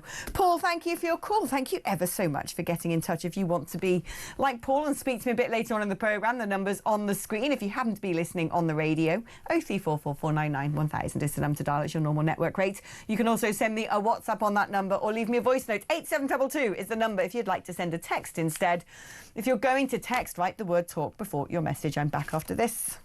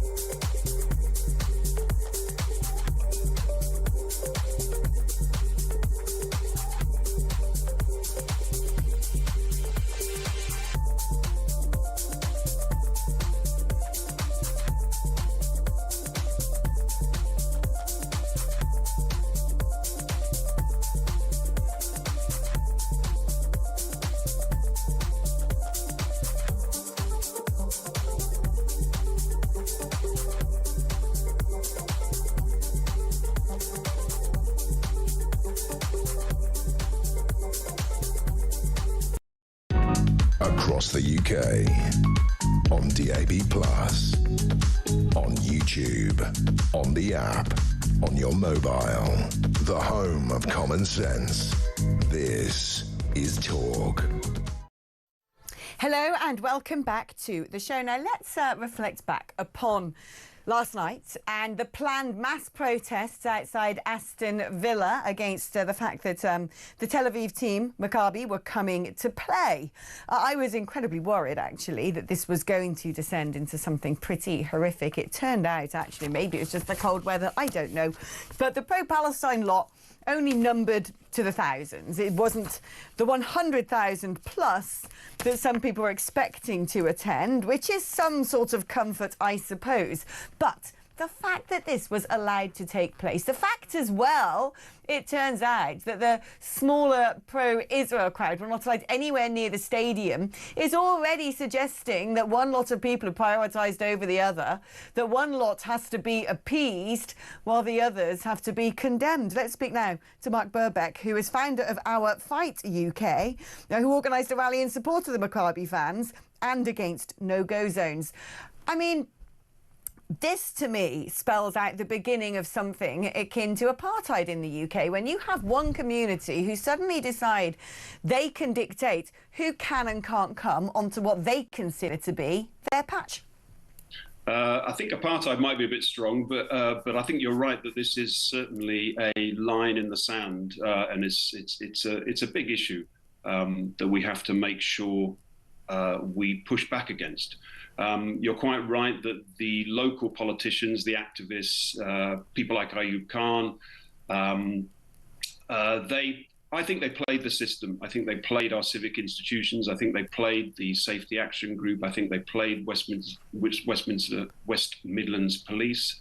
And they got them to do their bidding, which was to keep away the Maccabi Tel Aviv fans, as you said. But the big issue here really is that is part of a larger picture. So this is part of a campaign that's been running, as you know, for some time now, which is to basically demonize Israel itself. And what they've done here, this is part of a sort of progression where they've managed to exclude Israelis and Jews from all sections of public life. They have a campaign, they have campaigns going on against local authorities to try and get them to disinvest from Israel. They've managed to exclude or force comedians not to appear at Edinburgh Fringe. So this is part of the wider thing. It just happens now that it's reached football. Is this only and simply about Israel, do you think? I mean, there's a ceasefire at the moment in Gaza. Surely they should be packing up their tools and their placards. Is it what it's really about? Because when I look at some of these protests and some of the things said at the protests, it's starting to veer into the idea of colonialisation, Western Europe, whiteness.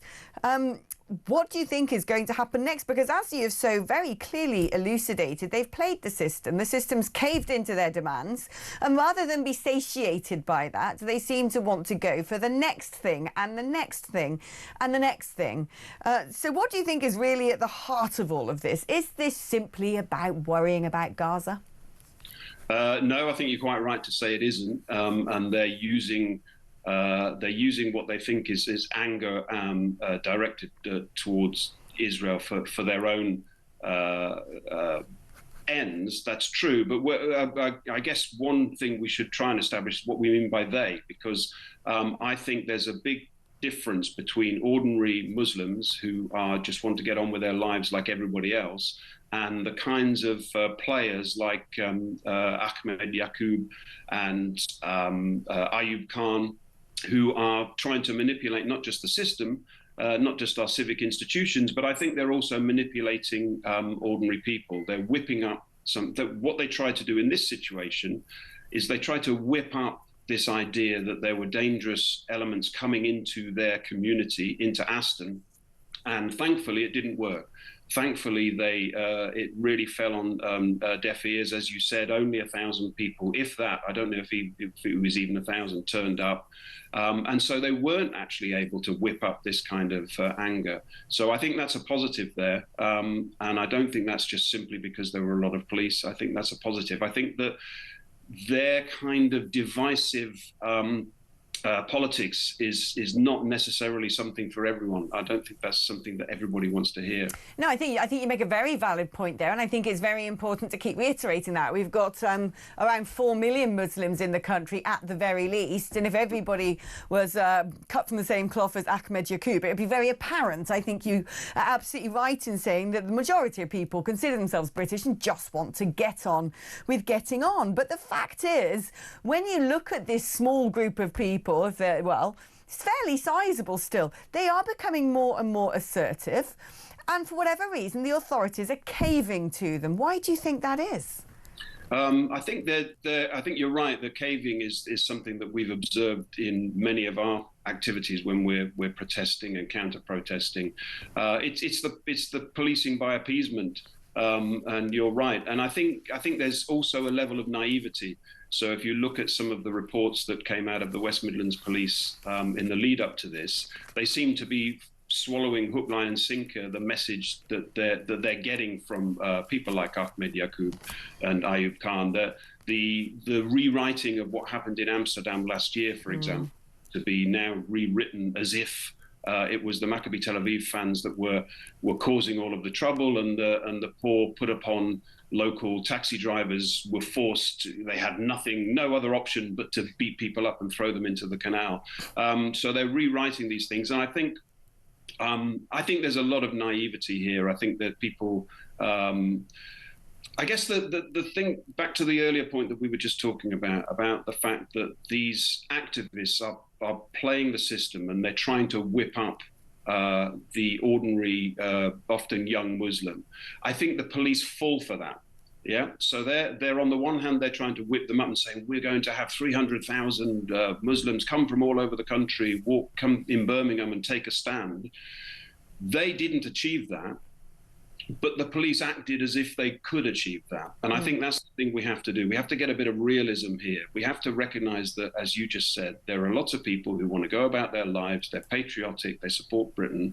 And these activists, like Ayub Khan, in Parliament now, are trying to create division. And I think we all have a responsibility to push back on that. We do, and I think actually those people who are paid by the public to protect the public should be doing more. Mark Birbeck, founder of Our Fight UK, thank you ever so much. We're going to take a break now. When we come back, we're going to be delving into this poll, which is showing us that national pride has plummeted. Society is more divided than ever. Kel Surprise. We're going to be discussing the details of that with the excellent Conservative pollster and peer, Lord Robert Hayward, after this.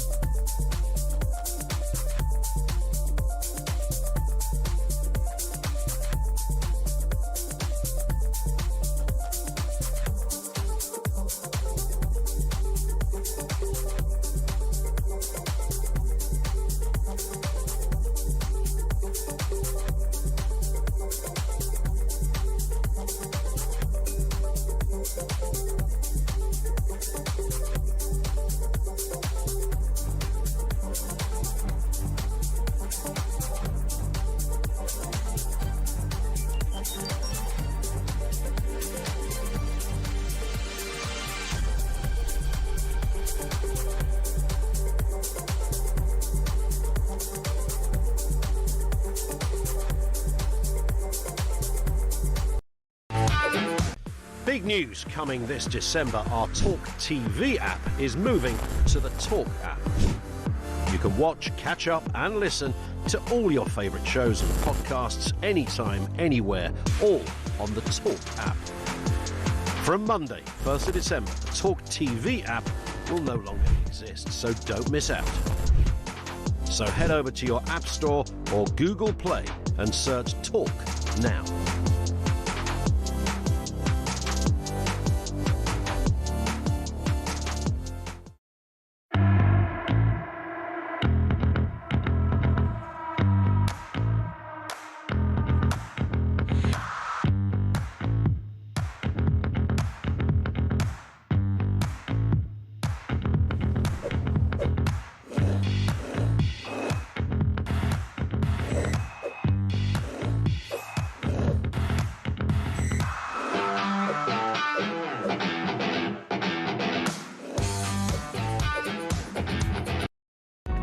Across the UK, on DAB+, on YouTube, on the app, on your mobile, the home of common sense. This is Talk. Hello. Now, we were talking earlier on in a brilliant interview with the incredible Maggie Oliver about whether or not we have grooming gangs in London. And I'm just going to repeat what the Mayor of London, Sadiq Khan, has said in response to this when it emerged that the Metropolitan Police announced a review into 9,000 cases of child sexual exploitation that took place over a 15-year period. He said the police think that the specific type of systemic cases in some of these northern towns with those awful perpetrators were from one particular ethnic origin and the victims from another. Those horrific cases are not the sort of cases we've seen in London. They're more complex. What you're seeing in London is group-based child exploitation, gang-based exploitation, and other forms of sexual abuse. Now, let's move on to a story about how divided we are as a country. There has been a pretty significant poll, research done by King's College London alongside pollsters Ipsos, which has been tracking UK cultural trends annually since 2020. And they've turned around and basically said we're more divided than ever before and that the general public are more peeved than ever before. Let's speak now to Lord Robert Hayward, Conservative pollster and peer. When I was listening to people slicing and dicing and analysing this, Robert, what I heard was, well, it's because of the rhetoric of reform. It's because they keep telling everybody everything's so bad. And I kind of think, well, surely the fact that everyone's now voting for reform and the latest polling has shown that the Greens might even be as high as second place, is there's a wholesale rejection of the way things have been done up to date. And people want to see significant change because they are really worried about the country. Do you think that's a fair read? I think it's a fair read, and you can't blame this on reform. It goes far deeper than that. Basically, people feel insecure in their daily life in a way that they didn't previously. The question of shoplifting, which is on an enormous scale nowadays, the question of demonstrations being out of hand. Historically, we have been an incredibly tolerant nation. We accept and we exchange debate and issues. But unfortunately, what we're seeing now is something that is very different, a level of intolerance. And you've just been discussing the issue of the match at Aston Villa. And that's a sort of example which we would never previously have had. And therefore, the public is right to say that things are going awry and we don't like what that position is. Now, younger people have always irritated older people, and older people have always said, we want to go back to where it was. But what you're identifying is a marked shift amongst the population at large of all generations saying, we don't like what's going on at the moment. What is behind all of this? Because there are some people who say, well, it's the decline of the West, it's the state of the economy, and if everybody felt a bit more well-heeled and had a bit more disposable income, they'd be able to brush over some of the other implications. There'd be others that say, well, actually, immigration is the root cause of all of this because it's lowered GDP per capita, it's radically changed the face of communities.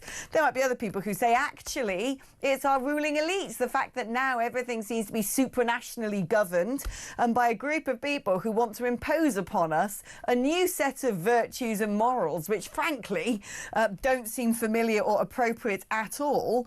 I mean, I personally think it probably comes down to a mixture of all three. And I agree with you completely. With your opening question, what are the causes of this? Well, I could air every single cause and some people would agree and lots of other people would violently disagree. There is no doubt that society is moving fast.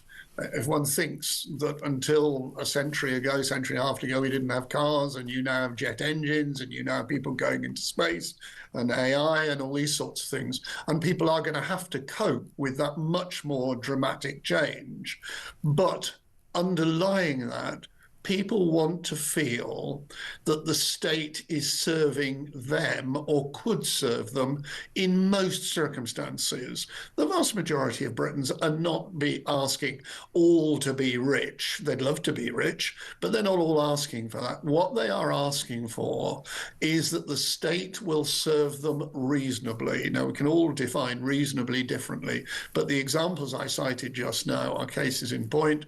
People would want to turn to the police force, they'd want to turn to the BBC, they'd want to turn to the civil service and local government and be certain, within certain parameters, that they could actually get a service from them. And at the moment, they're patently not. And the events, I cited the football match just now, but the events of the last few days have highlighted precisely what I'm referring to. You have a government Secretary of State shouting across the chamber of the House of Commons to his opposite number to get a grip, hiding the fact that somebody has been released from prison and then blaming it all on everybody else. That does not create a sense of security and respect for society, which is basically what people are searching for. Why do we suddenly have, I mean, something that stands out to me, I mean, the sudden appearance of woke, I think, has a lot to do with a lot of this. You have politicians pandering to these neo-ideologies that apparently spring from nowhere. The rest of us can look at it and go, this doesn't make sense. Why are we now having to say men or women? Why are we giving drugs to children and telling them that they should question their gender? You know, why are we suddenly focusing too much on these interviews, these applications, these jobs and these positions that are only available to non-white people? You know, that the UK is bad. When does this sort of weird religiosity around this stuff, when did it happen that politicians of conviction just stopped existing? Because I can't imagine back in the 80s that people would have had much truck with some of these radical new ideas. I don't really know where they've come from, but to me they seem to underpin a lot of this stuff. The majority of the general public does not agree with it. They just want people in Parliament who's on their side, and yet so many people within the civil service, within the public institutions, within the police, within Parliament, just seem to kowtow to whatever new set of rules, regulations and pseudo-morality is imposed upon them from Lord knows where. Well, it isn't just a question of woke. I very close to home in the House of Lords, our HR department has gone up 46% in the last 5 years. I have no idea why. The manpower levels in the House of Commons have gone up 60% on a like-for-like basis, and nobody seems to be controlling them. But I would challenge one element of what you're saying. The politicians are pandering to certain points of view, or some politicians are, not all of them. But politicians have always been accused of pandering to certain groups, and I think it's fair to say that they probably did. But they did it within the confines of what one would describe as an established British society. Mrs. Thatcher loved debate. She loved being challenged. She loved responding to it. What we're seeing now is a very different state of affairs where people are being told, and this is what you're touching on in relation to wokeness or whatever it may happen to be, people are being told, and they are told to like it or lump it, and that's not the British way of life. And the BBC and the expose that we've seen in the last few days is yet another example of that.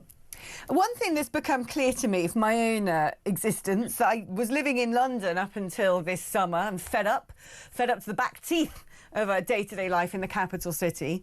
And so I moved back out to Gloucestershire, the county where I'm from, which, bar the Forest of Dean and Gloucester City, is a massive Lib Dem stronghold. I always think, between you and I, that people who vote Lib Dem is an absence of politics. I think they're just not that interested in politics and think Ed Davies seems like a nice person, because every time I speak to a Lib Dem supporter about what a Lib Dem policy is, they just don't seem to know, other than they're nice and Nigel Farage is evil. But what is clear where I live now is the issues that really bothered me in London, the things that used to drive me crazy, the pace of life, the destitution, the dirt on the streets, the sort of not hearing your own language anywhere, the harassment and the leering, the crime, you know, the pickpocketing, the mugging, the looking over your shoulder all the time. It just doesn't exist. It doesn't exist in most of Gloucestershire. And so all these people just go, I'm going to vote Lib Dem. Do you think that that is sort of now being reflected in the state of the country, is now being reflected in the latest polling, showing Reform on 33%, which suggests to me 1/3 of the country are living at the sharp end of all of these vast changes that have happened without public consent. And then second place, you've got the Greens at 18%. Astonishing. I want to ask you a bit later if that's going to hold, which represents the sort of trendy young coming up, or the people who sort of almost use this as a badge of honour, who want to be on the right side of what they think is history. Alex, when you and I talk, I always feel so homesick because I'd love to be back either in Bristol or West Oxfordshire. We've talked previously privately about our backgrounds, and they're in many ways shared. And I have sympathy with the view about London in terms of the public, from the public at large. But there are huge numbers of people who want to live and do live. I'm talking to you from inner South London at the moment, and people just want to live a decent life. And what I was talking about just now, about the councils, civil service, and the police forces and the like, people want to be able to get on with their own lives. And it's in that context that one has to view the concerns of the public as reflected in the poll that we started our conversation about. And no, people who live in the city, like myself, want to live a city life. What they don't want to live is, as you say, looking over their shoulder for fear that their phone's going to be stolen by somebody cycling along the pavement. Or, as I got the case, I can watch people shoplifting. I've challenged people for shoplifting. I've told people to put things back. And I wonder whether I'm going to get assaulted. Yeah, you're a brave man. It's not a comfortable life in much of London. It isn't. Oh, blimey, I don't know what we do about it. Lord Robert Hayward, thank you ever so much. Always wonderful catching up with you, my babber. He's a proper babber because he's a Bristolian. All right, taking a break now. Kev is joining me after this.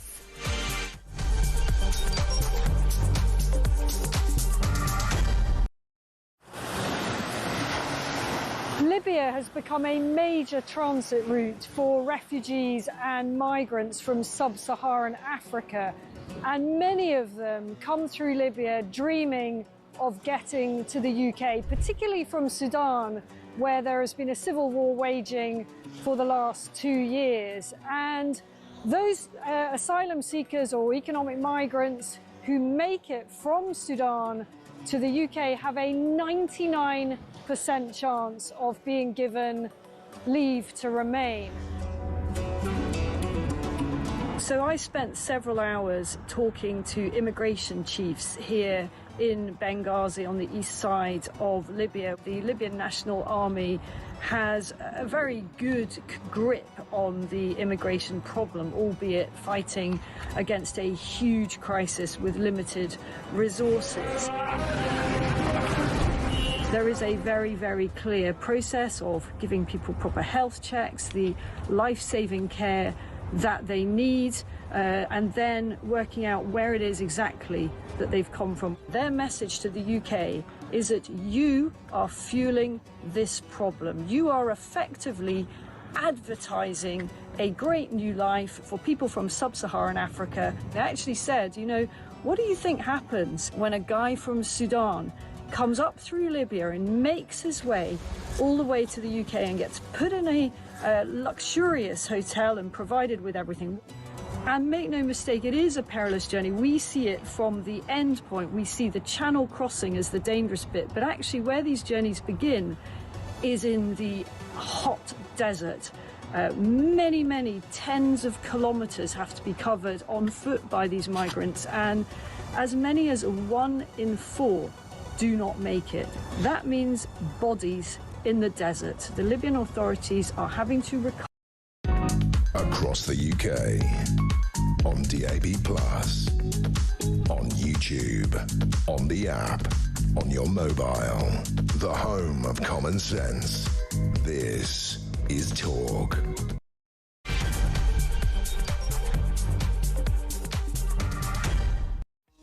Hello and welcome back to the show. Final hour. Thank you so much if you kept me company for the first 2 hours. It's a pleasure and an honour to have you with me. If you've only just joined us, where have you been?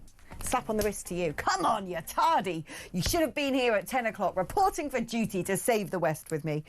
Turning up for your daily or weekly, depends how often you listen to me or everything else, dose of therapy, because this is like getting on the couch, isn't it? And going, oh gosh, it's all going so horribly wrong. Is it just me? Am I the only one? Am I going crazy?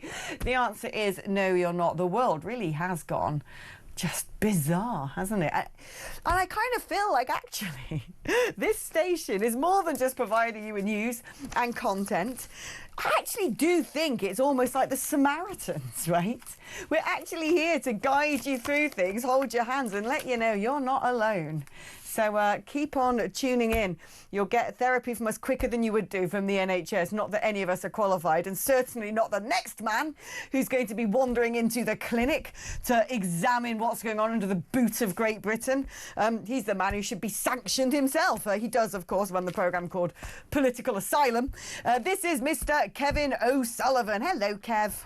Hello, Alex. Couple of points. You're not saving the West. Harry Cole is saving the West. Oh, yeah, true. He nicked that branding, and good it is as well. And also, you say that, we're like good Samaritans. I'm not good. I'm a bad Samaritan. Oh, no, actually, that is very true. Kevin is a sort of cut and dry misanthrope, whereas despite... Do you know, I was speaking to someone the other day, right, and they were saying, oh, I think you're really scary. I think a lot of people are really scared of you. You come across as sort of like, really harsh and tough. I'm like, me? Really? I don't think I do. I think I'm sort of like, I'm like one of the kindest, most loving human beings on the planet. I agree with that, Alex. People say that about me, that they're scared of me as well. But I always say that my dark heart is in the right place. No, you are scary, Kev. That is a difference between us. When we first started working together, I was terrified of you. I remember, like, I actually went and bought you a bottle of red wine because it was like throwing a sort of bone into the lion's cage.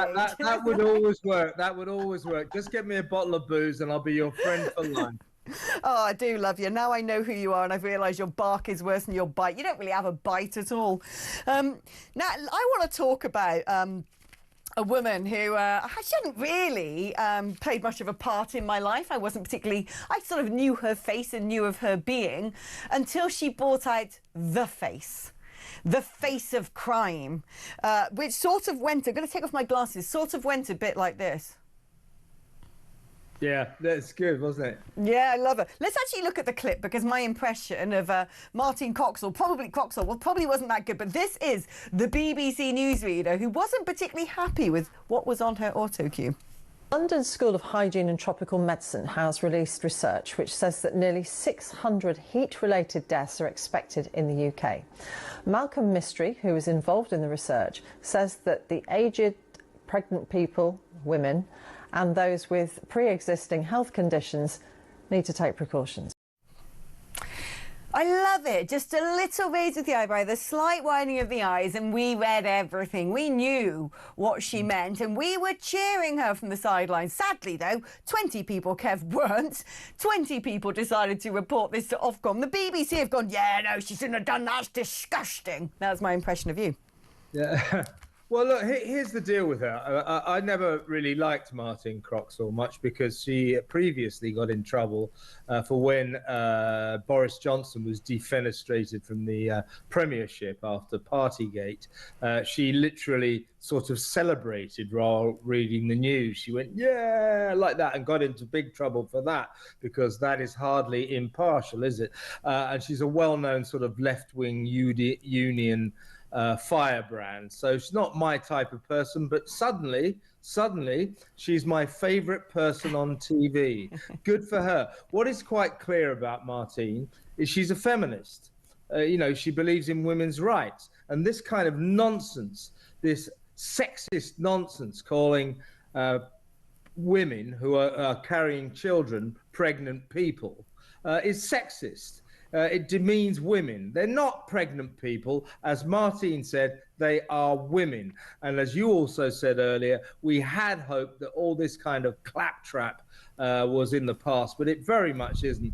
My good friend Piers Morgan has just published a book. I went to the launch called Woke is Dead. If only, Piers. I wish. If only. Only 2 weeks ago, I'm sure you covered the story as well, Alex. I did the story of how the National Trust, in all of its men's loos, has installed tampon machines with vegan tampons in them. Woke is dead. Woke is dead. My backside woke is dead. Woke is oppressing us everywhere. Martine made a stand there, and good for her. And to hell with those 20 people who complained, and seriously to hell with the BBC for upholding that complaint. That complaint is an affront to common sense. I want to know what a vegan tampon is, and if I want to know what the meaty version of a tampon might be. If there was specific vegan, I don't know that. Yes, that confused me as well. Yeah, I do agree. But I want to go back to the panorama thing, because this should have shaken the BBC to the core. This should have been mega news, because this is fraud. Actually, this is not just an accident. This isn't just an oversight. This isn't just, oh, well, we knew that kid was related to someone, but we didn't really realise it was someone else. This is a production team and the editor of that programme saying, sit down, put these clips together. We need to make this look like he is inciting insurrection. They went for the doom music, the grey filter, the dramatisation, the lot of it. This wasn't reporting the news. This was inventing it. And to do that, to so flagrantly libel and lie about the leader of the free world is astonishing. And yet we've spoken about it a lot. The BBC said, we don't comment on leaks, as if they're some sort of two-bit political party. But this should have been massive. I think it still is. It is massive. I understand from my friends in America that Donald Trump is preparing to sue the British state broadcaster. Oh, he is. Which will be one hell of an event. Don't forget, he's got form of this. He does not allow media outlets, broadcasters, to twist the truth about him. Very recently, or not so long ago, he sued CBS Television, or rather their parent company, Paramount, because funny enough, the American equivalent to Panorama, a show called 60 Minutes, mangled and spliced and edited Kamala Harris, talking about him, talking with him, to make it look as if she was fluent and brilliant and he wasn't. And so the truth was twisted. He sued. He just got $16 million. Yeah. From Paramount, from CBS. He will sue the BBC, and that will be quite an event, and the BBC deserve it. A lot of people saying to me, oh, yeah, well, the problem with that is the BBC will not have to give him millions of pounds, and we, the licence fee payers, will have to foot the bill. Well, yes, that's not good, but I'm prepared to foot the bill. I hope to high heaven he sues the BBC, because they deserve it, and they must not be allowed to carry on trying to sweep this under the carpet. No, we don't comment about it. You've got to comment about it, because after all the scandals that the Keystone Cop Director General Tim Davie has presided over, the Gary Lineker tweets, Hugh Edwards, the paedophile newsreader, of course, Bob Villan, death to the IDF at Glastonbury, and the Gaza documentary, failing to mention that the narrator was the son of a Hamas government official, and now this is the worst of the lot. Yeah.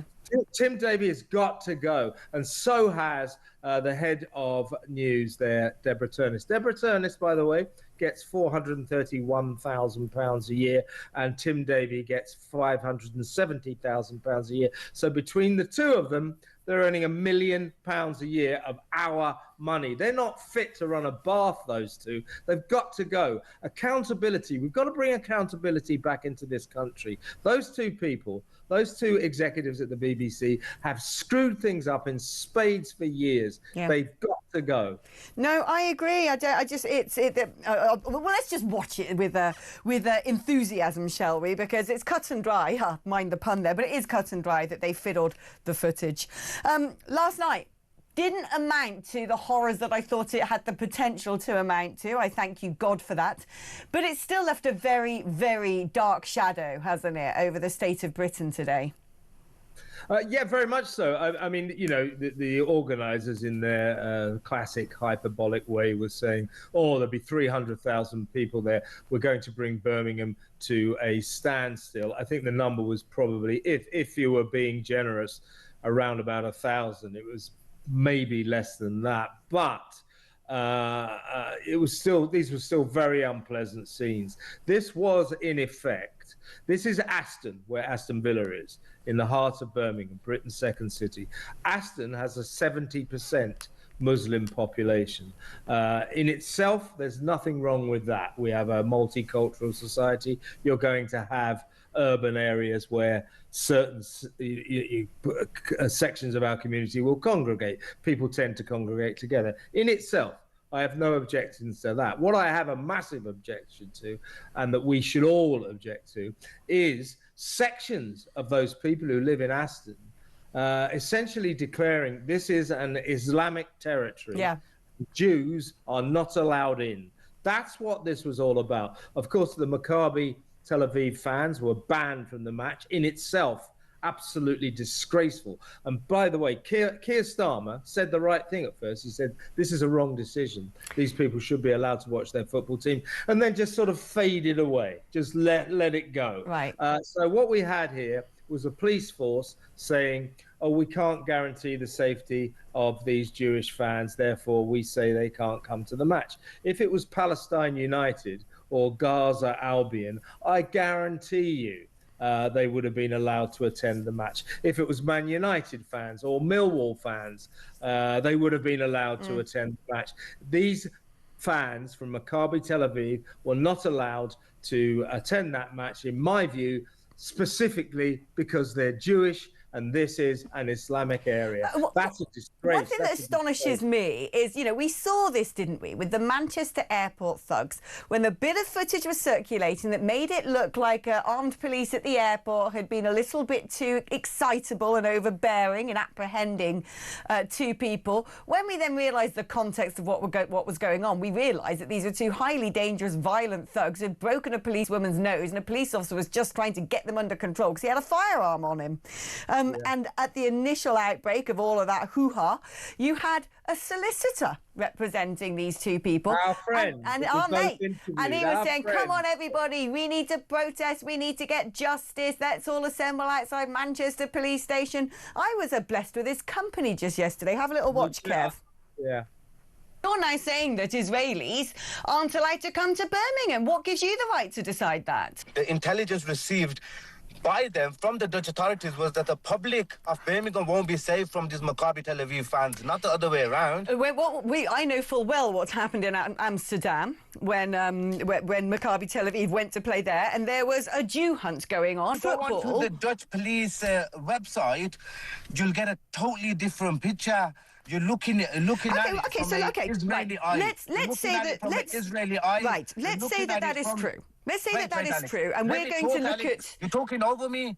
Alex, you're looking at things from the eyes of your puppet masters. That's the problem.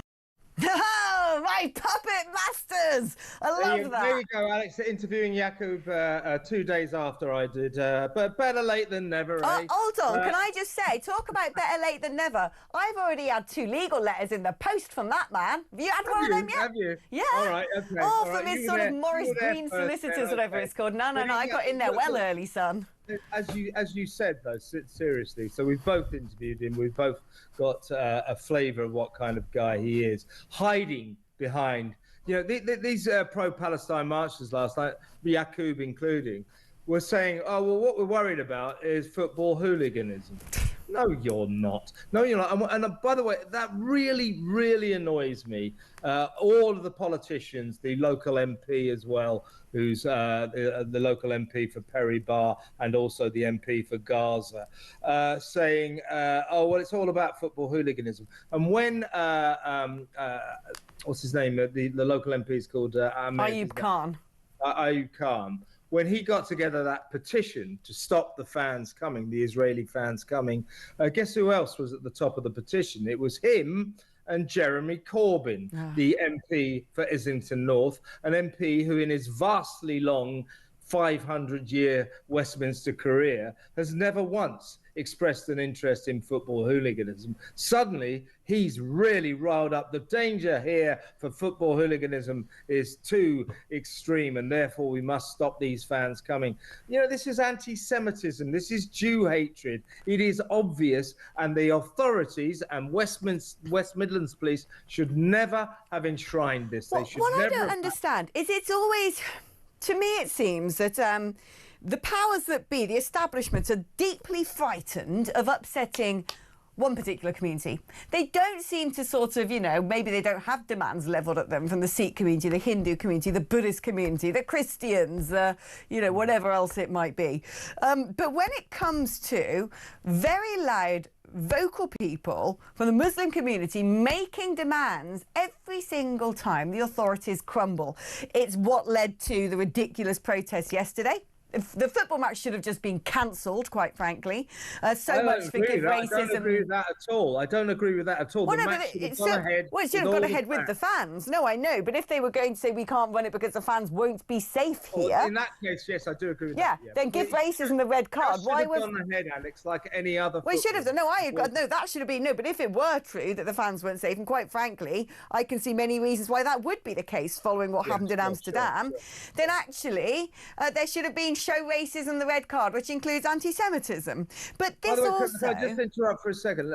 This Amsterdam business, let's get that right. They keep citing Amsterdam, that when the Maccabi Tel Aviv fans went to Amsterdam, they caused all merry hell and a massive riot. Well, look, the Maccabi Tel Aviv fans are not exactly the finest fans in the world. But then again, lots of football clubs in England have notorious fans. When they went to Amsterdam, yes, there was trouble, but they were set upon. Everywhere the Maccabi Tel Aviv fans go, they are set upon by pro-Palestine protesters. Therefore, trouble does go with them, but they don't necessarily start this trouble. There's a lot of evidence that in Amsterdam they didn't start it, they were just set upon. So we need to get that. No, I agree. No, I totally agree. But this whole sort of not being able to show any sort of backbone for fear of offending particular people is also what lies beneath one of the greatest, most disgusting, disturbing, harrowing abrogations of duty ever by those people in positions of power. We are, of course, talking about the rape gangs.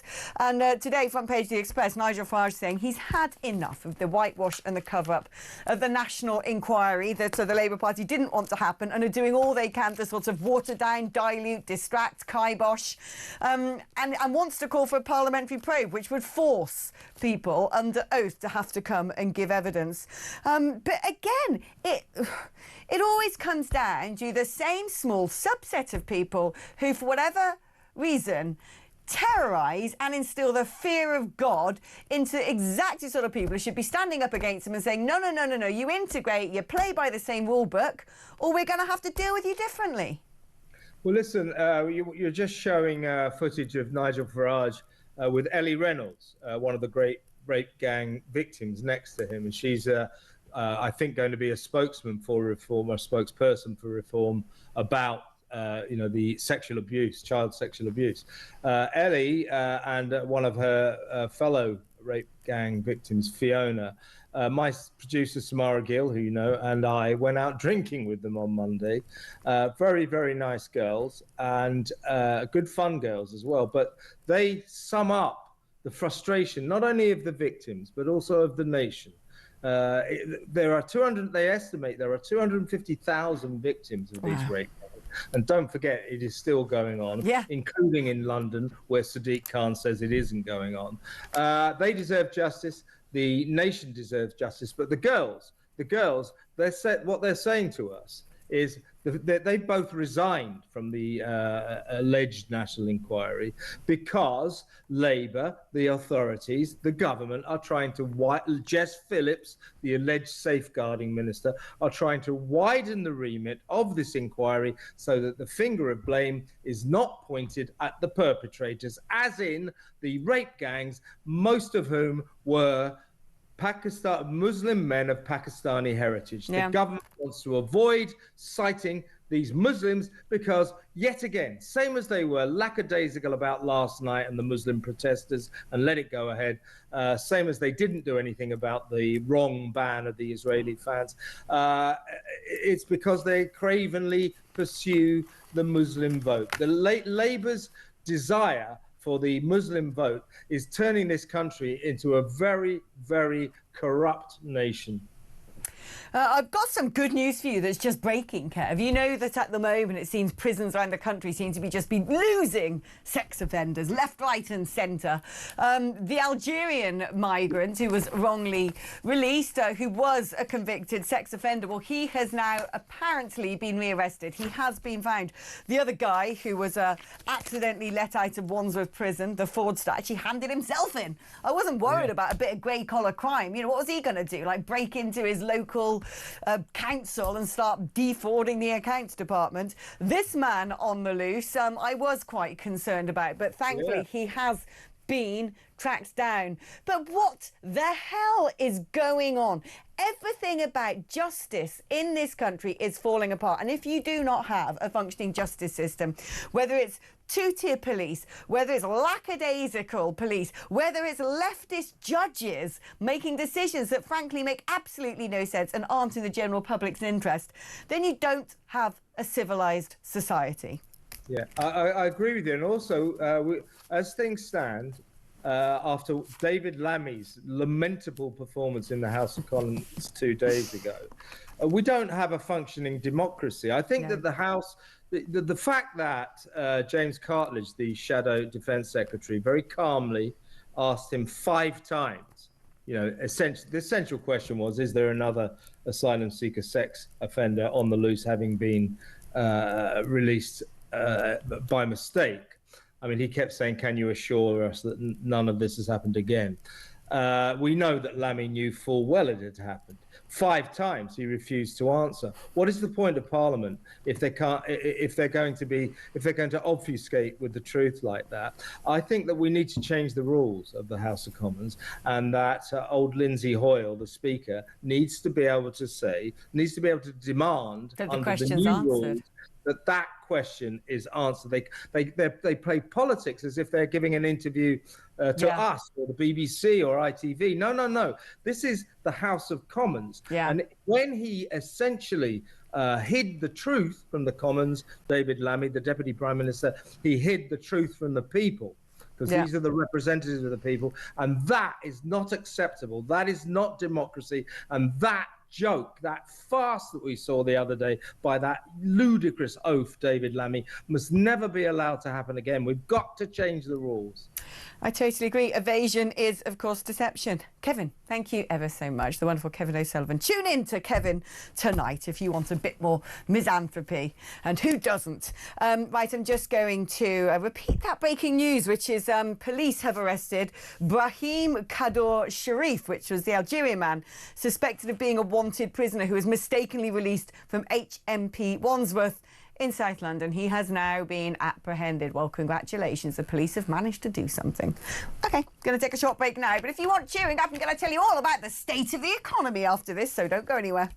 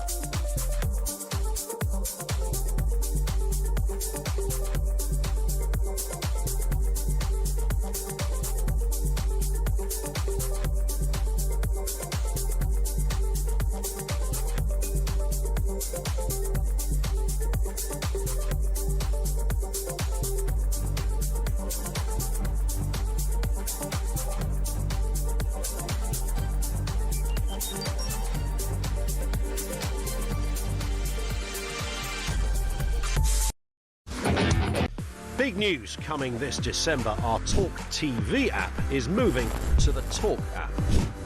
You can watch, catch up and listen to all your favourite shows and podcasts anytime, anywhere, all on the Talk app. From Monday, 1st of December, the talkTV app will no longer exist, so don't miss out. So head over to your App Store or Google Play and search Talk now.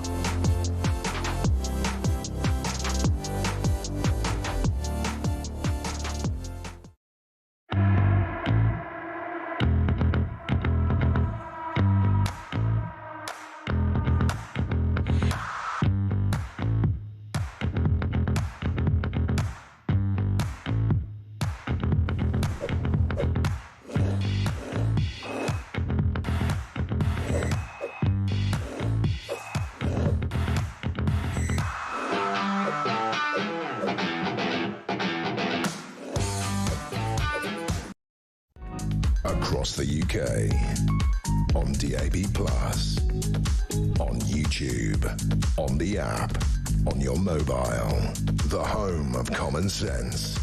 This is Talk. Well, hello and welcome back. Now, if you think it can't get gloomier or darker than it is already as we creep deeper into those very short days and colder weather, well, we haven't had the budget yet, have we? Which I don't think is going to come as good news to anybody. Apparently, Rachel Reeves has warned a watchdog that income tax will go up. Meanwhile, the new Labour Party deputy leader, Lucy Powell, is already flexing her muscles, warning the Chancellor about putting an increase on any sort of income tax. Meanwhile, we also find out that 449 British pubs have entered liquidation so far this year. That works out as more than a pub every single day. closing. I personally think that is dreadful. Let's speak now to Sasha Lord, former Labour Party donor, Andy Burnham's former nighttime economy advisor for Greater Manchester.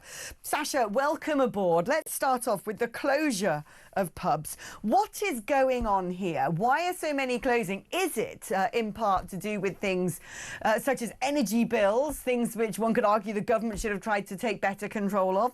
Is it due to the increase in national employers' national insurance? Or is it just because Britons just don't go to the pub anymore? I think it's a mixture of quite a few things, Alex. You're absolutely right. We are taxed more heavily than any other sector. And just to put that into perspective, every summer I've got friends that go on holiday to Spain and places like that, and they're messaging me to say, why am I paying £6.50 for a pint? Maybe £8 in London I'm now hearing, when actually in Spain I'm paying €2.50 for it. And it's simple. If you look at alcohol duty, a pint in the UK is taxed 20 times more than a pint in Germany, 20 times more. But you just mentioned it. National insurance was the final nail in the coffin. And I was having a conversation on Wednesday that actually, I'll be honest with you, it broke my heart. It was a landlord who has had the same pub for 14 years. Him and his family live above the pub. The pub was in Coventry. And he's going to trade through Christmas because in Christmas period, you can take up to a third of your whole annual turnover. And in January, he's going to hand the keys back because it's not viable. It's not tenable. He's lost his business. He's lost his home. You know, that's what people forget. Yeah. A pub is more than just a pint, Alex. Yeah. You know, I think back to my granddad who lost my grandma. He'd finished work. And he'd go and sit in the pub after work. It's not a great business model, but he'd sit there nursing the same pint for 2 hours. And that's when he'd see his friends. When the pubs closed, they said the beating heart of our high street, we're losing communities. Yeah. And they're there to support people's loneliness.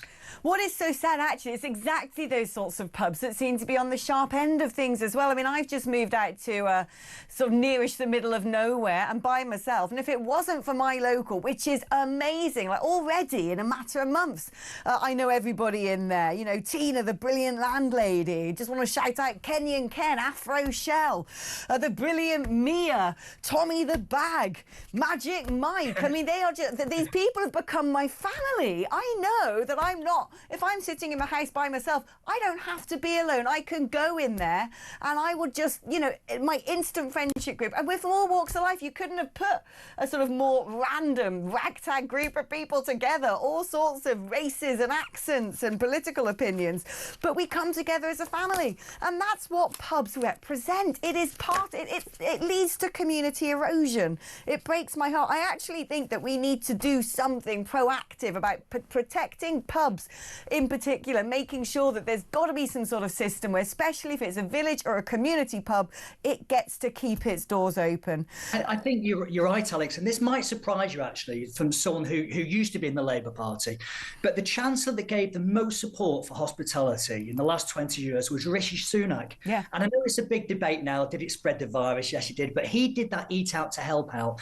But more importantly, he reduced VAT from 20% down to 5%. That saved businesses and that saved jobs.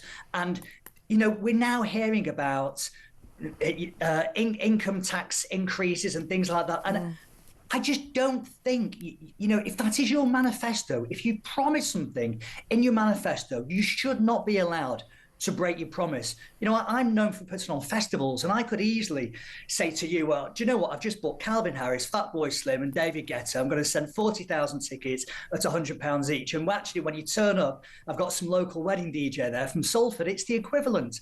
You know, it is wrong what they're doing. People voted for them, people supported them, and this will be the second time she's broken a manifesto. My understanding is that the IMF was sort of eyeing up the UK's economy, and because there were promises to put through the welfare bill, it said, OK, we're not going to sort of sound the alarm like it has done in France, that you are basically circling the plug hole. Now, of course, the welfare bill didn't make it through Parliament because most of the Labour Party protested against it. But it's very clear when you look at the scale of how many people now are not in work, people who are claiming sick leave for questionable conditions. I remember sort of, 20 years ago when we had programmes on TV like Benefit Street. It was all about, here's Bob. He claims he's got a bad back and here's a picture of him on Facebook skydiving. Well, now the problem is here's Camilla, who says that she's got anxiety and can't go to work and is therefore being paid to sit at home by the likes of me. But is it not the case that that is what needs to be cut here? And yes, it's going to be difficult for many people in the Labour Party to lump it. But if there was some honesty, if Rachel Reeves stood at the dispatch box whenever she's going to give her budget and said, look, I'm going to be honest with you here. If we don't do this, then we are going to be in so much trouble that there will be no welfare state at all for anybody, and actually say to her backbenchers, we have to get beyond politics now. These measures need to be taken, rather than crumbling and caving in to people who clearly don't know how to run an economy and carry on careering the car off the end of a cliff, or once again coming to the likes of me to pay more when I don't really cost the state anything. And I'm fed up to death of being taxed left, right and centre. They always go, right, we need to go after the rich. It's always Middle England who it falls upon, because the rich have very clever schemes to avoid paying taxes. They've always got ways to appoint financial advisors or move assets around. So it always ends up being the middle earners like me. And when you actually look, if you take away cost of living and the amount of tax I pay, I probably have as much sort of spare cash as somebody on an income far lower than me, if not even somebody with 7 kids who's not earning anything at all. You're right. I also think she'd get a lot of respect if she took some personal responsibility from the mistakes that were made in the last budget. No, she's blaming everybody else at the moment. She's throwing the kitchen sink at it. Was it Brexit? 14 years of Tory government. Well, they've been in government now for 18 months. No, take personal responsibility. Since the NI increase, there have been 250,000 job losses. Half of those, practically exactly 50%, are in hospitality. And when you break that down, Alex, the vast majority of those jobs are for the younger people. A Saturday job in the pub or something like that that's going to support you going through university or college. And I've been in this sector for 30 years. I've never seen it so bad. I really haven't. And when we're talking about taxing people, what they're doing now is they're sending out all these leaked things that just to sense check the public. The one that blew my mind yesterday, we've got the Prime Minister and his whole entourage at the moment over at COP30 in Brazil, all took separate flights to get there, running up their air miles. And the story that came out yesterday in the Telegraph was, they're pushing this green agenda. We all want it to be green, green, green, green, green. But I tell you what, we're now going to start taxing the electric cars. And how hypocritical is that? Oh, it's crazy. Doesn't make any sense at all.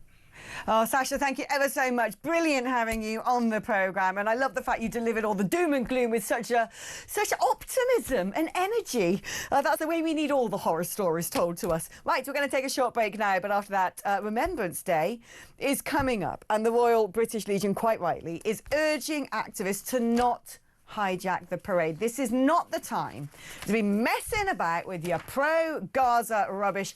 It is an insult. And also, can I just say, if you're going through a train station where you're seeing servicemen standing in the freezing cold, patiently waiting to see if someone wants to buy a poppy, thank them for their service. OK, back after this.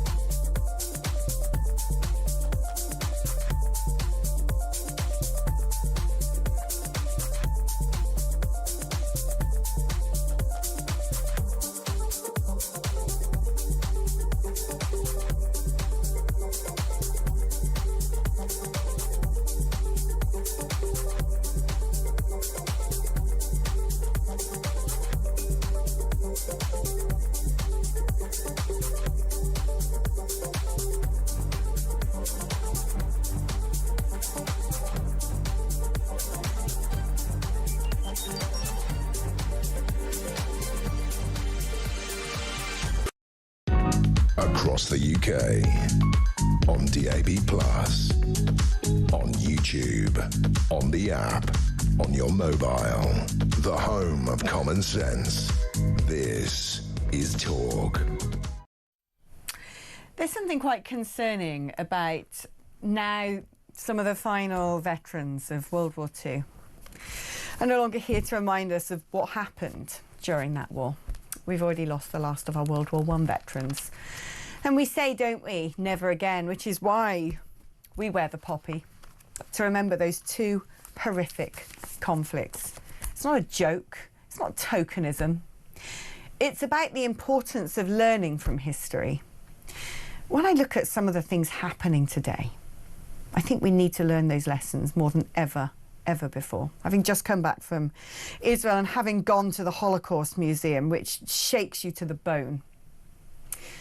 And when you see the sort of things that happened in Birmingham last night, we're forgetting how cruel and how wicked humanity can be, how quickly we can sink into despair. And we must remember the bravery of men and women who sacrificed their lives in their millions to give us the freedoms and the peace that we have enjoyed for the past innumerable decades.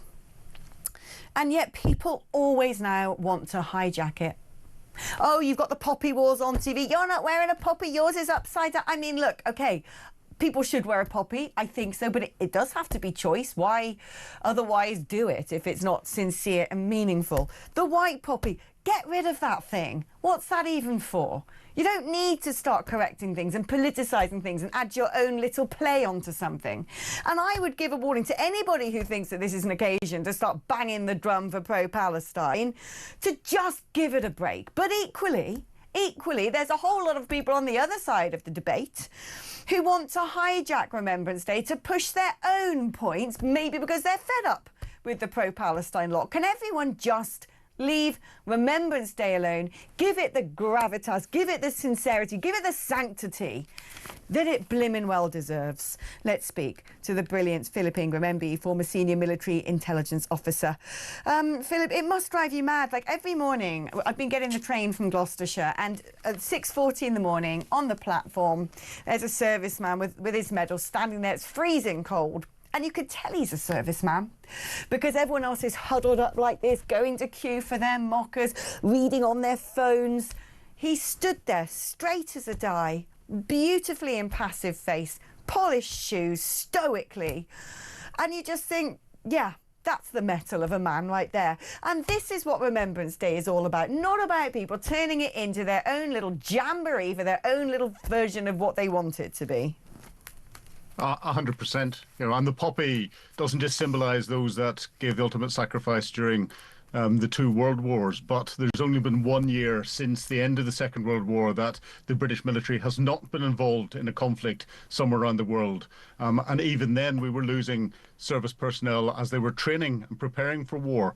And war is horrific. Absolutely horrific. But it's because brave men and women stand up and have given the ultimate sacrifice that it enables the freedoms that people who want to protest and go out onto the streets have the freedoms to do that.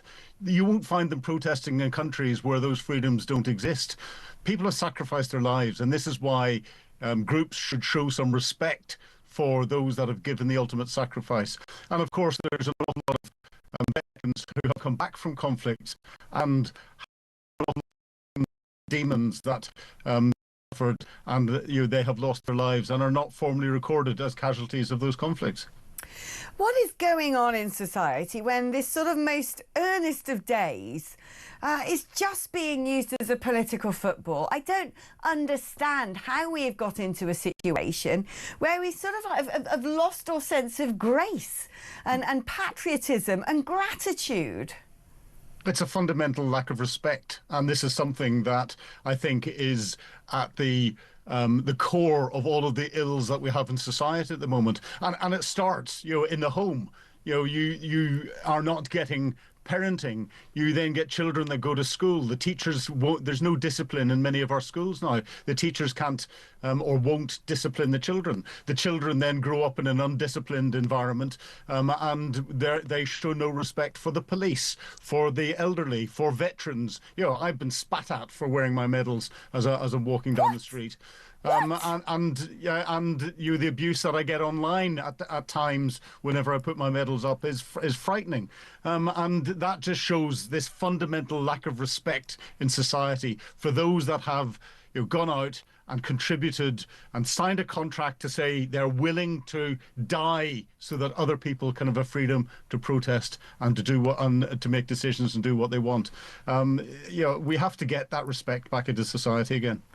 I cannot believe that that you've had to endure that. I am so sorry. It disgusts me. I make a point. I try to make a point when I see a poppy seller with the medals to say thank you for your service. It's a beautiful tradition in America where the first thing anyone says when they come across a veteran is to immediately pay that compliment and pay that respect. And I wish we had it more in the United Kingdom. Something severely lacking there.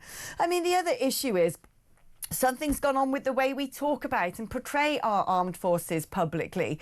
We've got dwindling recruitment. There's potentially been too much wokery attached to it all. I have seen some of the latest recruitment adverts, and it seems they have turned a corner on all of that. But what is going on when people don't look at men and women who are members of the armed forces and realise that these are not just necessarily the heroes of yesterday, but they will be the heroes of tomorrow? That cometh the hour, they will be the ones standing on the front line and making sure everybody else can be safe. People don't realise that when you join the military, you are a pacifist at heart. The last thing you ever want to do is to put your training into action. But it's those pacifists that will fight for peace, fight for a better peace, that enable the pacifists who go round and will protest and wave their flags for peace to have the freedom to do that. And this is just something that people fundamentally forget. When I was spat at, I was accused of being a murderer just because I was a former member of the military. This is something that society has to recognise, that the rot is there. And I agree with you. I have the majority of people will turn around and thank me for my service, but there is a small minority that are not properly called out, that are the ones that are eating away like a cancer that there is. And if you don't deal with that cancer quickly at its earliest stages, then it has got the potential to kill the whole body. And we've got a cancer growing in this country. I think, though, there is this sort of strange thing also happening where the ordinary members of the British public are fed up with this and they want to stand up and be counted, and they're thinking, what can I do to try and help change the direction of this country, to save it from the doldrums, to make a stand, to be a patriot? And I'm just going to disclose now, I actually messaged Philip the other day saying I want to be a reservist, and Philip was the one who pointed me in the right direction. My application forms are in. I hope I get picked. Philip, not that I'm being paid by, not only am I being paid by Israel, I'm now being paid by the MOD as well. But explain to people, right? Because I didn't know anything about being a reservist. I don't even know if they're going to accept me, but hopefully they will. But there are plenty of jobs out there. If people think that they want to do something to give back to their country, there are plenty of roles. It's not just about combat roles. There are all sorts of things, from logistics to intelligence to being a chef to being a nurse to even being a chaplain, that people can do, and it doesn't take that much time, and roles are available up and down the country. Can you, if there's anyone listening to this who is thinking, that's me, I wouldn't mind doing that, I wouldn't mind doing what Alex is doing and offering myself up as a potential reservist, what would they have to do? Well, it's really easy. You just go into any search engine and look for reserve careers in the military, and the Royal Navy, the Royal Air Force, and the British Army all have their own reserve units, and they're dotted all over the country. It's very, very easy. It's a very small commitment for people, and they get quite well paid for it. And it gives people the opportunity to go and do further training. It builds up camaraderie. Reservists are now integrated in operations alongside the regular brethren in all three services, and can go off and have some amazing adventures around the world. Hopefully, by providing that deterrent, that professionalism that they do, it then means that they're not called ultimately to go to conflict. But if they do get called to go to conflict, they're properly trained. One of the big problems there is in Ukraine at the moment with the civilians being called up is they're not getting enough time to go and be properly trained before they're often put out onto the front line. You join the reserve military and you've got that training, you get that experience. I've been at this game for over 40 years and I have not, until fairly recently, seen a clear path to a global conflict. I can now see several paths to World War III. We're in dangerous times. Yeah, we are indeed, which is why I think anyone who wants to stand up and be counted. And Philip, thank you for your service. OK, we're going to take a break now. When we come back, I want to hear from you. 03444991000. It's your last opportunity to have a chit-chat with me, so please don't be coy. I'm back after this.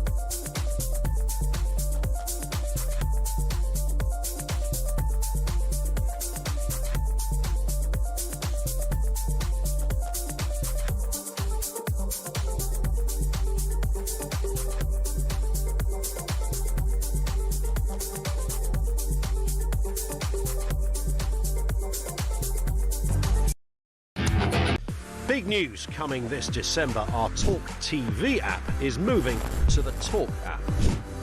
You can watch, catch up and listen to all your favourite shows and podcasts anytime, anywhere, all on the Talk app. From Monday, 1st of December, the talkTV app will no longer exist, so don't miss out. So head over to your App Store or Google Play and search Talk now.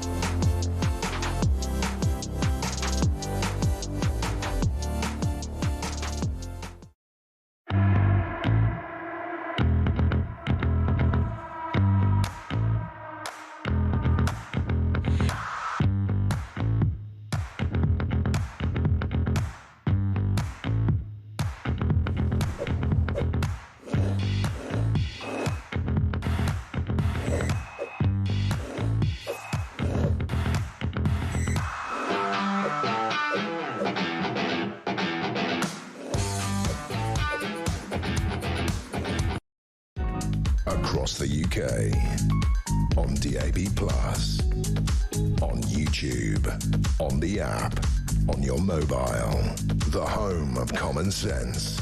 This is Talk. Hello and welcome back. Let's speak now to Tristan, who's in Bolton. Good afternoon, Tristan. Hi, Alex. Hope you're all right. I'm very well. How are you?